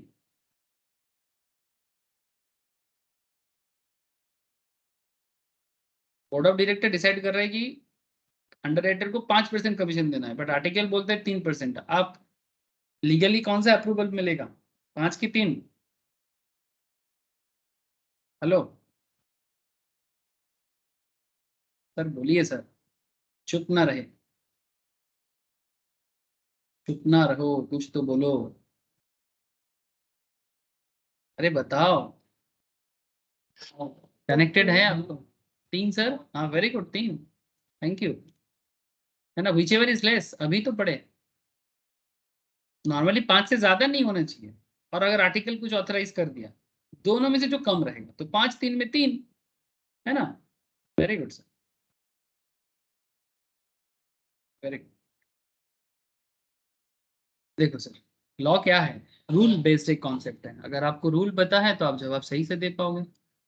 अगर रूल में गड़बड़, रूल समझने में गड़बड़, तो जवाब देने के टाइम पे गड़बड़। तब ये मत बोल देना क्वेश्चन टफ आया था सर, क्वेश्चन टफ नहीं होता, क्वेश्चन सच में टफ नहीं होता। हाँ थोड़ा सा कभी कभी क्वेश्चन में 2-3 लाइन घुमा के सवाल कर सकता है, बट सर ओवरऑल जो लॉ है ना उसके बाहर कुछ नहीं है। तो आप अगर प्रॉपर नॉलेज रखोगे, आपको कितना भी घुमा के सवाल करें, आप उसका जवाब जरूर दे पाओगे। ध्यान से एक चीज बताओ, आप जिस लोकेलिटी में रहते हो, ध्यान से सुनना मेरा बात, या फिर आप जिस पाड़ा में या जिस मोहल्ला में आप बड़े हुए हो, उस एरिया में अगर आपको कहीं पर भी रात को भी छोड़ दे अंधेरे में, प्लीज मेरे बात का सटीक जवाब देना। जिस मोहल्ले में, जिस पाड़ा में आप बड़ा बड़ा हुआ आपने, जिसमें आप पले बड़े, वहां पर अगर आपको रात के अंधेरे में, अमावस्या के अंधेरे में अगर आपको छोड़ दिया जाए, तो भी आप अपना घर ढूंढ पाओगे, ये sir no? Please tell me sir, hello, जवाब दीजिएगा। आंसर इज यस ना सर। कितना भी अंधेरे में आपको छोड़ दिया जाए ना, आप जरूर समझ जाओगे कि जिस जहां पर आप बड़े हुए सर, उस एरिया को आपसे ज्यादा कोई नहीं जानता। तो एग्जैक्टली बात वही है। अगर सब्जेक्ट को आप अच्छे से जानोगे ना, आपको कितना भी कठिन सवाल कर दिया जाए, आप गलत नहीं होगे, ठीक है। तो बात यही है कि अगर जानने में, एक बार पढ़ के जानने में थोड़ा दिक्कत हो रहा है तो 2 बार पढ़ो, 2 बार पढ़ के भी जानने में दिक्कत हो रहा है तो 3 बार पढ़ो, 3 बार पढ़ के भी दिक्कत है तो 4 बार पढ़ो, बट जानो सही से। क्वेश्चन का दोष देने से पहले अपने जानकारी पे सवाल उठाना चाहिए स्टूडेंट्स को, कि कहीं ना कहीं उसके जानकारी में कहीं गड़बड़ रह गया। सर इस तरह से सोचोगे तो मेहनत करने का मन करेगा। क्या होता है ना, हम लोग हमेशा दूसरों पे दोष लगाते हैं, ये गलत था वो गलत था, बट एक उंगली अगर दूसरे की तरफ करते हैं तो 3 उंगली हमारे तरफ भी आता है, ठीक है। तो कहीं अपना कमी तो नहीं रह गया, ये देखना। Thank you sir, very good sir. तो under rule 13 of the companies prospectus and allotment of securities rule 2014, the rate of commission paid or agreed to be paid shall not exceed in case of shares 5% of the price at which the shares are issued or a rate authorized by the article, whichever is less. The same rule allows the commission to be paid out of the proceeds of the issue of the profit of the company. Okay, the board of directors further decided to pay the commission out of the proceeds of the share capital. Are the decision taken by the board of directors valid under Companies Act? वो अपने share capital से देना चाहता है commission, ठीक है। The same rule allows the commission to be paid of the proceed of the issue of the profit of the company. The decision of the board of director to pay 5% commission to the underwriter is invalid since the same can not exceed the rate which permitted by the article. However, decision to pay commission out of the proceeds of the share issue is valid provided it is paid at the rate authorized by the article. अगर article उसका permission देता है, ठीक है, कि हाँ हम share अपने कैपिटल के प्रोसीड से कमीशन दे सकते हैं, तो it's okay, no problem in that. But rate के बारे में अगर आर्टिकल कम है तो आर्टिकल को लेना है, अगर आर्टिकल ज्यादा है तो दोनों में से जो कम है उसको लेना. ठीक है सर, याद रखिएगा, ये इस एरिया का एक इंपॉर्टेंट पॉइंट. अच्छा, ये तो रह गया लिस्टेड, मतलब लिस्टेशन का प्रोसेस वगैरह, securities to be dealt in stock exchange. फिर allotment of securities by company. Company जब सिक्योरिटीज अलॉट करता है, अलॉटमेंट का मतलब क्या, कंपनी जब शेयर जो भी अप्लाई किया है उसको शेयर देता है. Allotment means the appropriation out of previously unappropriated capital of a company of a certain number of shares to a person till the allotment. As such share do not exist, it is an allotment that shares comes into existence. जब तक allotment नहीं करता company किसी को, तब तक share किसी के पास नहीं जाता. In fact, with the sending of allotment letters, the company start the process of allotment and it is nothing but acceptance of offer made by applicant of securities. जो कोई भी कंपनी के शेयर के लिए अप्लाई किया, जो कोई भी कंपनी के शेयर के लिए अप्लाई किया, उनको अलॉटमेंट दिया जाता है. That is just approval. ठीक है. अब ये पूरा अलॉटमेंट का जो प्रोसेस होता है, ठीक है, जैसे यहाँ पर देखो, receipt of minimum amount is must. जितना मिनिमम अमाउंट अलॉटमेंट में होना चाहिए उतना रिसीव होना जरूरी है. Quantum of amount payable on applications. Consequence if minimum amount is not subscribed. अगर मिनिमम अमाउंट सब्सक्राइब नहीं होता है अलॉटमेंट में, अलॉटमेंट के टाइम पे, इसमें रूल्स है, if the stated minimum amount has not been subscribed and the sum payable on application is not received within a period of 30 days from the date of issue of prospectus or such other period as may be prescribed, SEBI, Security Exchange Board of India, the amount received under subsection 1, जो भी company receive करेगा, shall be returned within such amount, within such time and manner as may be prescribed.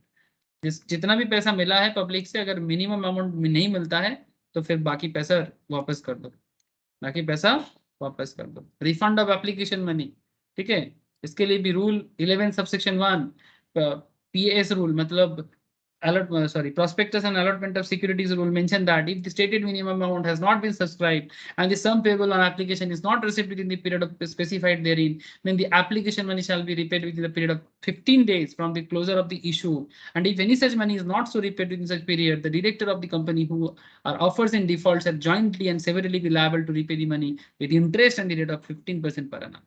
याद रखिएगा, ठीक है. इसको मैं पूरा आपको इसका पूरा एक समरी पॉइंट है, अब देख लो.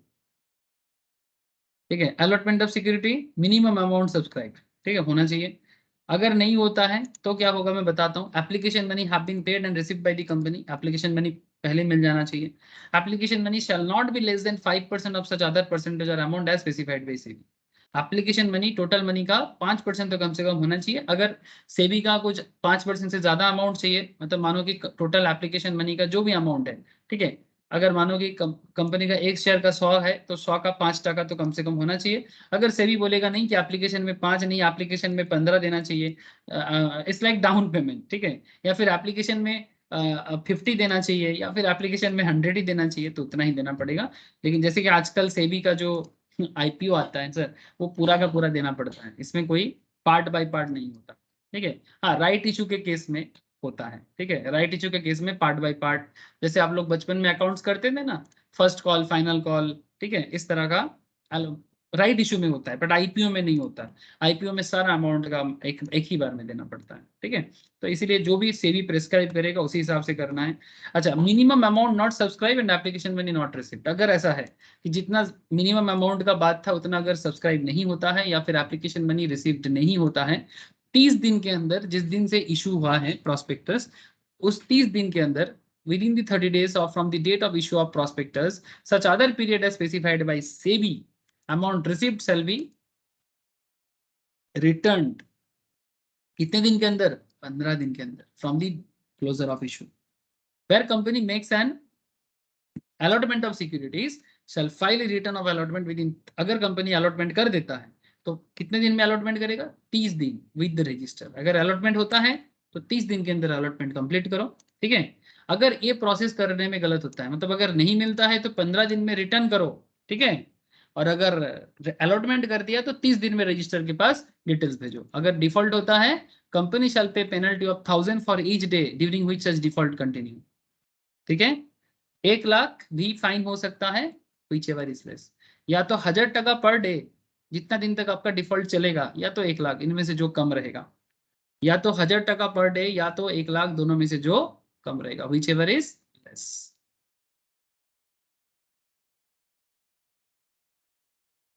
ठीक है, ये है अलॉटमेंट की कहानी, ये है अलॉटमेंट की कहानी, याद रखिएगा सर। एग्जांपल देखिए, after having received 80% of the minimum subscription as stated in the prospectus, Raksha Detective Instrument Limited, before finalization of the allotment withdraw 50% of the said amount from the bank for the purchase of certain assets, ठीक है। सिर्फ कितना मिला इनको? 80% minimum subscription as stated in the prospectus। Raksha detective instrument ने finalisation of allotment नहीं हुआ, 50% ले लिया। अलॉटमेंट नहीं हुआ, 50% विथड्रॉल कर लिया, ठीक है, फ्रॉम द बैंक। किस लिए? कुछ एसेट खरीदने के लिए। Thereafter it started allotting the shares to the subscriber. उसके बाद अलॉटमेंट करना चालू किया। Rashmi, one of the subscriber, was allotted 1000 equity share. She, however, refused to accept the allotment on the ground that such allotment was violative of the provisions of the Companies Act 2013. क्या रक्षा सही का, रश्मि क्या सही बात बोल रहे हैं? Sir, according to the above example, Raksha Detective Instrument Limited has received only 80% of the minimum subscription, जो prospectus में बोला था। Since minimum amount has not been received in full, minimum amount 100% में रिसीव होना चाहिए था या 95 में रिसीव होना चाहिए था, बट नहीं हुआ। The allotment is in contravention of section 39 subsection 1 of the Companies Act 2013, which prohibits a company from making any allotment of securities until it has received the amount of minimum subscription stated in the prospectus. तो कम ही हुआ है sir.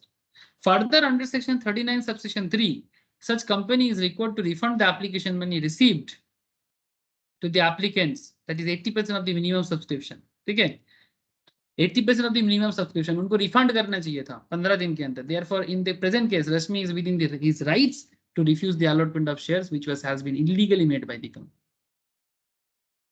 Okay sir, ठीक है, ऐसा cases आता है। I think आप लोग क्लियर हुआ सर? कोई डाउट हो तो पूछो। मिसस्टेटमेंट्स इन प्रोस्पेक्टस, अगर प्रोस्पेक्टस में गलत है, अगर प्रोस्पेक्टस में कोई भी बात मैनिपुलेटिव है, जो सही नहीं है कंपनी के बारे में, तो जो भी की मैनेजरियल पर्सनल्स होते हैं, like chartered accountant, company secretaries, ठीक है, जो उस प्रोस्पेक्टस को बिल्ड करने में नॉर्मली काम करते हैं, कॉस्ट अकाउंटेंट्स, इनके ऊपर सिविल लायबिलिटी या क्रिमिनल लायबिलिटी लगता है, ठीक है। अगर लॉस और डैमेज एसेंशियल कंडीशंस है तो सिविल लायबिलिटी जो भी लगेगा। ये सिविल प्रोसीडियर कोड, जो लोग सीएस एग्जीक्यूटिव का पढ़ाई करते हैं उनको जनरल लॉ के अंदर सिविल प्रोसीडियर कोड पढ़ाया जाता है, 1908 एप्लीकेबल। बाकी जो लोग लॉयर का पढ़ाई करते हैं उनको और अच्छे से पता है। Offence against the counter party, सीएसईएमए फाइनल में भी ये सब सिविल लॉ का थोड़ा बहुत पढ़ाया जाता है। क्रिमिनल लायबिलिटी, मेन्स री मतलब गिल्टी माइंड, मतलब गिल्टी माइंड, मेन्स री बोलते हैं इसको, मेन्स री मतलब guilty mind, it's Latin phrase, ठीक है, लैटिन फ्रेज है सर ये सब। अगर आप जानबूझ के किए हो, मतलब आपका इरादा ही था लूटना, ठीक है, आपका इरादा था, अगर ये प्रूव हो जाता है कोर्ट में, ठीक है, ठीक है, क्रिमिनल प्रोसीजर कोड 1973 लगेगा। Offence is regarded as being committed against the state, ठीक है, ये देश के अगेंस्ट में हो रहा है ऐसा माना जाएगा, ठीक है, और उसके हिसाब से आपका सजा भी होगा, ठीक है। अगर criminal liability misstatement in prospectus में, the provision of section 34 which mention criminal liability of misstatement in prospectus, where a prospectus issued, where prospectus issued circulated, distributed under Chapter 3 includes any statement which is untrue, misleading in form or context in which it is included, or where any conclusion or omission of any matter is likely to be mislead, every person who authorized the issue of such prospectus shall liable under Section 447. Fraud का case लग जाएगा, 7 साल का कम से कम सजा मिलता है। ठीक है, याद रखिएगा sir. It is provided that nothing in this section shall apply to a person if it proves that such statement or omission was immaterial, or that he had reasonable ground to believe that he did not up to time of issue of prospectus believe that the statement was true or the inclusion of omission was necessary। मतलब अगर वो prove कर सकता है कि जो point वहां से हटाया गया है वो उतना जरूरी नहीं था और वो उतना भी मटेरियल नहीं था, मतलब वैल्यूएबल नहीं था, या फिर जब ये मिस स्टेटमेंट को हटाया गया तब उस टाइम पे वो वहां पर नहीं था। ठीक है, अगर आप ये प्रूव करते हो तो आपको सजा माफ होगा, बट अगर आप ये प्रूव नहीं करते या नहीं कर पाते तो फिर आपको सजा मिलेगा। Civil liability, liability of persons involved. Section 35 contains the provisions relating to civil liability for misstatements in a prospectus. Civil of liabilities of persons, where a person has subscribed for securities of a company acting on any statement included or inclusion of omission of any matter in the prospectus is misleading and has sustained any loss और damage as a consequence thereof, और उसके कारण किसी को कुछ loss होता है, damage होता है। ठीक है, तो जो भी कंपनी के साथ जुड़ा हुआ पर्सन है, लाइक डायरेक्टर है या फिर जो प्रोस्पेक्टस को इशू करने के टाइम पे लाइक KMPs, के managerial personal, like CSE, CMA type of personnel, any authorize himself to be named and is named in the prospectus as the director of the company, ठीक है, promoter of the company, authorized of the issue of prospectus in an expert referred in section 5 of section 26 like CSE, CMA, ठीक है, shall without prejudice of any punishment to which any person may be liable under section 36 be liable to pay compensation to every person who has sustained loss or damage। मतलब जिनका loss हुआ है उनको compensate करना पड़ेगा। ठीक है, लेकिन वही अगर आप अपने आप को प्रूव कर लेते हो कि नहीं जब ये हुआ था तब मेरे नॉलेज के बाहर था या मैं इस टाइम पे नहीं था, बट ये आपको कोर्ट में प्रूव करना पड़ेगा जो लीगल केसेस होता है। अगर आप वहां पर प्रूव कर लेते हो NCLT में, ठीक है, कंपनी लॉ ट्राइब्यूनल्स में या कोर्ट में, सुप्रीम कोर्ट हो, हाई कोर्ट हो, जहां पर भी केस चल रहा है, ठीक है, तो फिर आप बच सकते हो, अदरवाइज आपको भी झेलना पड़ेगा। ठीक है, और अगर आपका इरादा ही आपका इरादा में ही डीप फ्रॉड है, ठीक है, जाली मतलब जालियाती करना ही आपका इरादा था, तब तो आपको कोई नहीं बचा सकता। An allotee of shares in a company brought action against a director in respect of false statement made in prospectus. The director contended that the statement were prepared by the promoters and he simply relied on them. Is the director liable under the circumstances? Answer is yes. The director shall be held liable for the false statement made in the prospectus under section 34 and 35 of the Companies Act 2013. Whereas section 34 imposes a criminal punishment on every person who authorized the issue of such prospectus, and section 35 more particularly includes the director of the company in the impositions of liability for such misstatements. ठीक है, जैसे कि अगर आप किसी भी company का annual report open करोगे, ऐसे ये एनुअल रिपोर्ट का बात नहीं कर रहा हूँ मैं, यहाँ पर प्रोस्पेक्टस का बात कर रहा हूँ, but very important part sir, जैसे मैं आपको यहाँ पर अदानी का एनुअल रिपोर्ट दिखा सकता हूँ, जागुआर लैंड रोवर का दिखा सकता हूँ, चलो अदानी दिखा देते हैं। ठीक है, तो जस्ट आप देखो कंपनी के एनुअल रिपोर्ट में जिसका बेसिकली साइन रहता है वही कंपनी का प्रोमोटर भी कहलाता है, और कंपनी के पास जो ऑथराइज्ड किताबें होते हैं, मतलब जो बुक्स ऑफ अकाउंट्स होते हैं, फाइनेंशियल स्टेटमेंट्स होते हैं, वहां पर भी होता है। प्रोस्पेक्टस इशू करने के टाइम पे भी तो उनका ही साइन होता है। जैसे कि ये अदानी का रिपोर्ट देखो आप,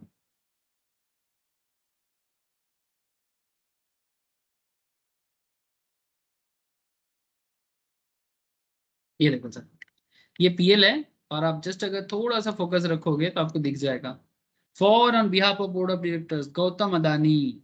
ठीक है, आप लोग जानते हो अदानी को, कौन नहीं जानता सर आजकल इंडिया में, even not just in India, world में रिचेस्ट पर्सन में से एक है सर, टॉप 10 रिचेस्ट पर्सन में से एक है।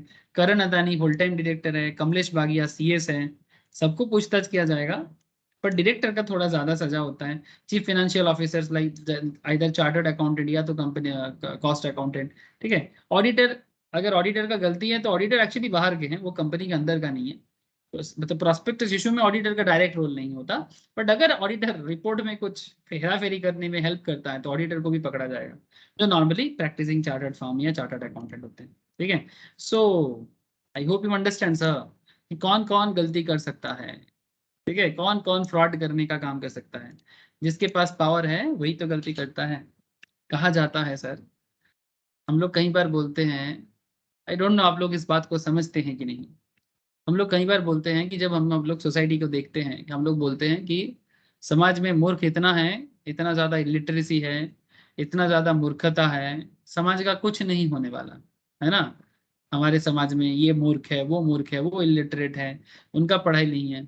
हमें लगता है मूर्खों के कारण या इलिटरेट के कारण समाज नीचे जाता है सर। ये आम सोच है, बट मिंटोज सोच कैसा होता है जानते हो? मतलब जो हटके सोच होता है, अगर आप सोचोगे तो समझ में आएगा आपको। एक्चुअली समाज में जो मूर्ख है ना, उसके लिए समाज कभी डिटोरिएट नहीं होता। समाज में, सोसाइटी में अंदर जो एडुकेटेड है, जो जानता है, जो समझदार है, जब वो अपना ड्यूटी नहीं करता, जब वो समाज के मूर्ख को मैनिपुलेट करता है, उनको गलत रास्ते में लुभाते हैं, समाज उनके लिए खराब होता है। समाज कभी भी मूर्खों के लिए खराब नहीं होता। ये बात आप लिख के रख लो सर। मूर्ख जो होते हैं ना, वो कभी भी समाज के बारे में खराब तो नहीं सोचता। वो सच में अगर मूर्ख है तो वो बोका है, वो बोका है, लेकिन उसके दिमाग में ना बदमाशी नहीं है। वो बोका है, उसको गलत समझाने से वो गलत कर लेता है। ठीक है, उसको किसी को मारने बोलता है तो मार देता है, किसी को काटने बोलता है तो काट देता है, हाँ, किसी को उड़ाने बोलते तो उड़ा देता है। वो बोका है, बट समाज इनके लिए खराब नहीं है। समाज उनके लिए खराब है जो इनको मूर्ख बनाने का, उसका उसका बोका होने का फायदा उठाते हैं।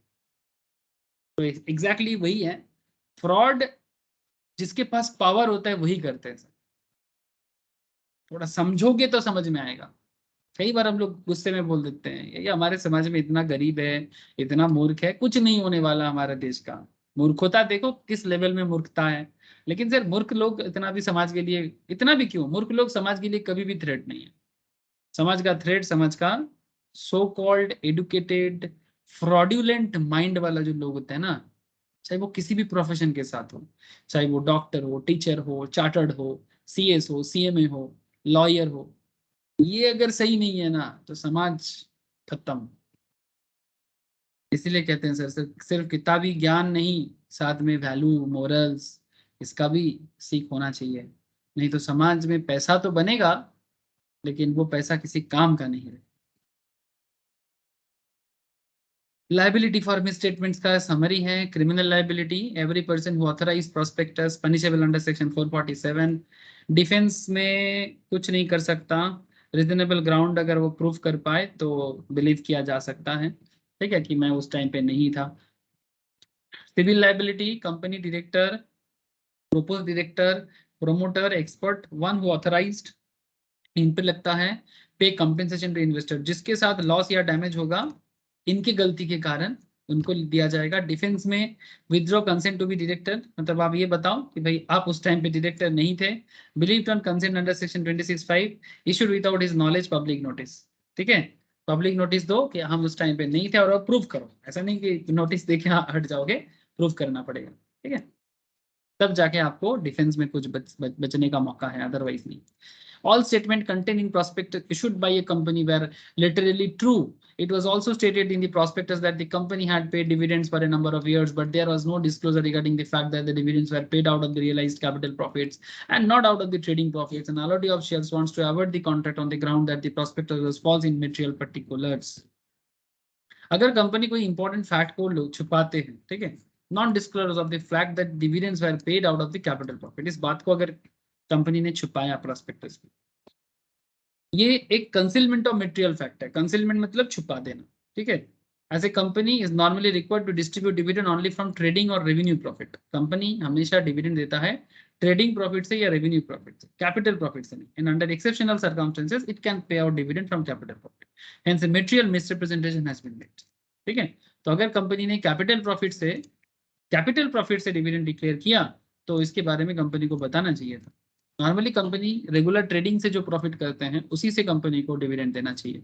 तो अगर कोई इंपॉर्टेंट मटेरियल फैक्ट्स कंपनी छुपाते हैं तो ये गलत है। तो इन दैट केस अगर कोई कॉन्ट्रैक्ट करने में अपने आप को रोकता है तो वो सही है कि नहीं, मैं इस कंपनी के साथ डील में नहीं जाऊंगा। A prospectus issued by a company contains certain misstatements on becoming aware the fact regarding misstatement in the prospectus. One of the experts, Anilesh, who had earlier given his consent forthwith given reasonable public notice stating that prospectus was issued without his knowledge. अगर उसको पता था issue करने के time पे कि भाई prospectus में कुछ गड़बड़ घोटाला चल रहा है, और अगर उसने पब्लिक नोटिस देके उस मैटर को पहले ही बता दिया प्रोस्पेक्टस इशू होने से पहले, तो ही एकमात्र टाइम है जब अनलेस अपने लायबिलिटी से छुटकारा पा सकता है। Section 535 subsection 2 of the Companies Act 2013 states that no person shall be liable under subsection 1 if he proves that the prospectus was issued without his knowledge or consent, and that on becoming aware, जैसे ही उसको पता चला, he forthwith gave a reasonable public notice that it was issued without his knowledge or consent. The case unless is covered under the above exception provided in subsection, and therefore he will escape liability for misstatement in this prospectus. बात समझ में आ रहा है? पता चलने के बाद ही आप संगे संग पब्लिक नोटिस करोगे, इशू होने से पहले, पब्लिक से पैसा रेज करने से पहले, तो आप बच सकते हो। ठीक है, रेज हो गया, फिर आप बोलोगे नहीं नहीं मेरे साथ, मुझे पता नहीं था, मेरे को पता नहीं था, बोलने से पता नहीं था, बोलने से नहीं होगा। ठीक है, प्रूव करना पड़ता है। ठीक है, अगर आप कभी भी कोई कंपनी में punishment for fraudulently inducing person to invest money, आप किसी को जबरदस्ती गलत समझा के किसी से मार्केट से पैसा रेज करते हो, धोखा है सर, धोखा। ठीक है, धोखा लग जाएगा, धोखा का चार्ज लग जाएगा। धोखा मतलब fraud. Section 36 prescribe punishment for fraudulent inducing person to invest money, the provision is stated as under.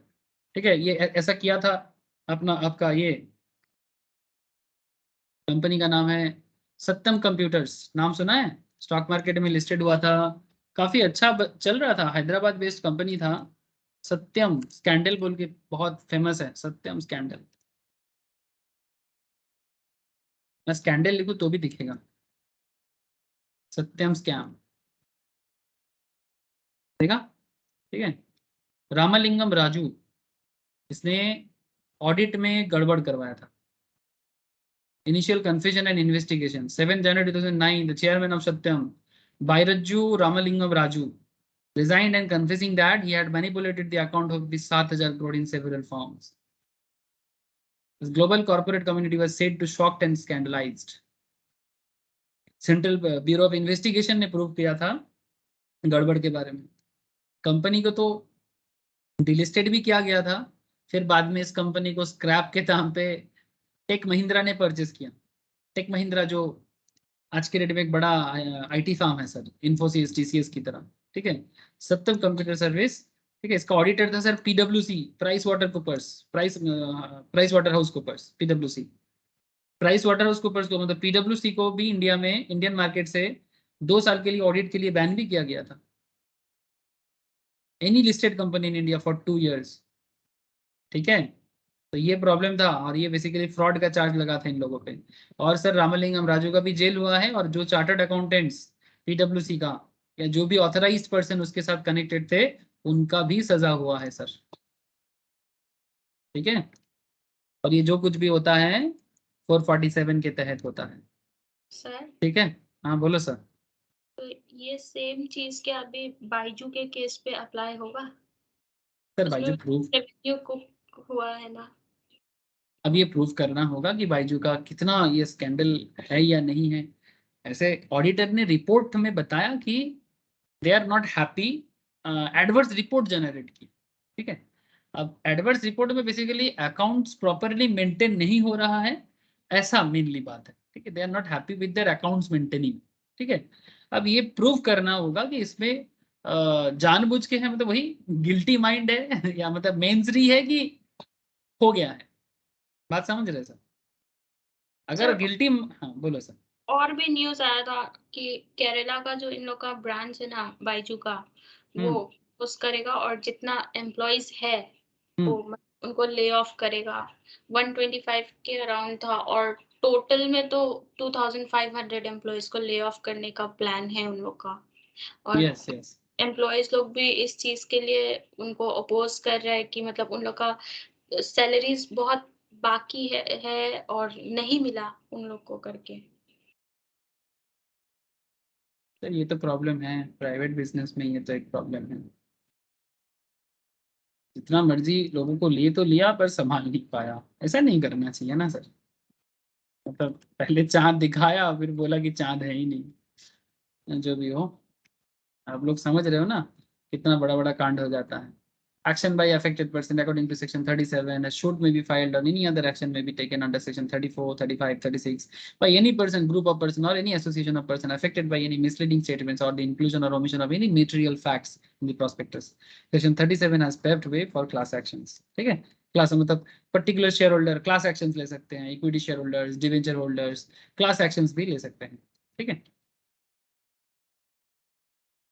Sir, बाकी कुछ एग्जांपल्स हैं। ठीक है, आप लोग प्लीज एक बार करिएगा। पनिशमेंट फॉर फ्रॉड, फ्रॉड करने से क्या सजा है सर? फ्रॉड करने का सजा क्या है? Section 447 prescribe that punishment for fraud. According to it, any person who is found to be guilty of fraud involving an amount of at least 10 lakh rupees or more % of turnover of the company, whichever is lower, shall be punishable with imprisonment for term which shall not be less than 6 months but which may extend to 10 years. Minimum 6 महीने से कम नहीं, 10 साल से 10 साल तक जा सकता है। And shall also be liable to fine which shall not be less than the amount involved in the fraud, but which may extend to the 3 times of the amount involved in the fraud. कितने का fraud किए हो उसका 3 गुना भी हो सकता है। It is provided that where the fraud is in question involve public interest, the term of imprisonment shall not be less than 3 years. It is provided further that where the fraud involves an amount less than 10 lakh rupees, अगर 10 लाख से कम है और 1% of the turnover of the company है, whichever is lower and does not involve public interest, any person guilty of such fraud shall be punishable with imprisonment for a term which may extend to 5 years or which fine which may extend to 50 lakh rupees or with। मतलब ये थोड़ा सस्ता में छोड़ सकता है। ठीक है, अगर 10 लाख के नीचे का फ्रॉड है और या फिर टोटल टर्नओवर का 1% इनमें से जो सबसे कम रहेगा, लेकिन अगर 10 लाख का भी हो जाए ना तो भी आपका 5 साल तक का सजा हो सकता है। हाँ, मिनिमम 6 मंथ्स और आपका फाइन मैक्सिमम 50 लाख में छुटकारा है। ठीक है, फ्रॉड क्या है sir? Fraud means the term fraud in relation to affairs of a company of any body corporate, इसमें कोई एक्ट ऐसा है जो फ्रॉड है, जो कोई फैक्ट ओमिट करना, omission, concealment of any fact, छुपा देना, अब्यूज ऑफ पोजीशंस, क्योंकि आप पोजीशंस पे हो तो आप कुछ भी करोगे, नॉट लाइक दैट सर। ठीक है, अनड्यू एडवांटेज लेना, ठीक है, रॉन्गफुल गेन दिखाना, रॉन्गफुल लॉस दिखाना। ठीक है, जैसे कि मैं आपको दिखाया ना इस तरह का। ठीक है, यहाँ पर जो मैंने आपको अभी बताया इसका शॉर्ट में दिया है कि कितने का जेल है और कितने का फाइन है। ठीक है, एक बार प्लीज देख लेना। और ये प्राइवेट प्लेसमेंट है, ये रूल सेम है, बस private company selected group of person के थ्रू से मार्केट से पैसा रेज करता है। बाकी ओवरऑल जो कॉन्सेप्ट है, issue of share of private placement, applicability, offer to be made only to select group of person. ठीक है, इसमें बस वही similar pattern, meaning of qualified institutional, QI भी होते हैं, इंस्टीट्यूशनल बायर लाइक जो म्यूचुअल फंड कंपनीज होते हैं या फिर फॉरेन इंस्टीट्यूशनल इन्वेस्टर्स होते हैं। ठीक है, बड़े बड़े फॉरेन इन्वेस्टर्स होते हैं जो क्वालिफाइड इंस्टीट्यूशनल बायर होते हैं, जो प्राइवेट इक्विटी में पैसा डालते हैं। ठीक, जैसे फ्लिपकार्ट मार्केट में पैसा डाला, इसमें आपका फ्लिपकार्ट में डाला किसने? वॉलमार्ट ने, है ना, वॉलमार्ट ने डाला, सॉफ्ट बैंक। ठीक है, they are basically terms as qualified institutional buyer. ठीक है, तो एक बार ना आप लोग प्राइवेट प्लेसमेंट को ना एक बार गो थ्रू कर लीजिएगा। अगर कोई डाउट रह सकता है, जरूर रह सकता है, बट मैं नेक्स्ट क्लास में आपको इसका एक बार बता दूंगा। बाकी इस चैप्टर में और कुछ है नहीं। टेस्ट योर नॉलेज में जाना, नोट्स तो है आप लोगों के पास, नहीं है तो मुझे बोलो, मैं दे देता हूँ। क्वेश्चंस वगैरह भी कुछ दिया हुआ। हाँ सर बोलो। नहीं है मेरे पास ठीक है, प्रीवियस मैं जो भी मेरे पास कुछ भी नहीं। अच्छा ठीक है, तो फिर मैं नोट सारा दे दूँ। ठीक है, आज मैम ने तुम्हें कुछ नोट शेयर किया। ठीक है, तो जो भी वीडियोस तुम्हारे पास है ना, अगर उसका नोट्स नहीं है तो एक बार याद दिलाना, मैं तुमको प्रोवाइड कर दूँ। ठीक है, यहाँ पर से जाके क्वेश्चंस वगैरह भी एक बार प्लीज गो थ्रू कर लेना। क्वेश्चन आंसर फॉर्मेट में दिया हुआ है। ठीक है, क्वेश्चन आंसर फॉर्मेट में दिया हुआ है, एक बार क्वेश्चन आंसर कर लेना। 7-8 क्वेश्चन है, काफी हेल्पफुल होगा सर। ठीक है, नेक्स्ट क्लास में मैं न्यू चैप्टर स्टार्ट करने का इच्छा रखूंगा, बट उससे पहले मैं कुछ क्वेश्चंस भी आपके साथ डील करूंगा, ताकि आपको एक आइडिया आ जाए कि सर एग्जाम में कैसा सवाल हो सकता है, किस तरह से जवाब को एनालिसिस करना चाहिए, आप लोगों को हेल्प होगा। ठीक है सर, ठीक है, इतना ही है सर, नेक्स्ट क्लास में बात करेंगे। बस सर। ओके सर, भाई सर बाय सर।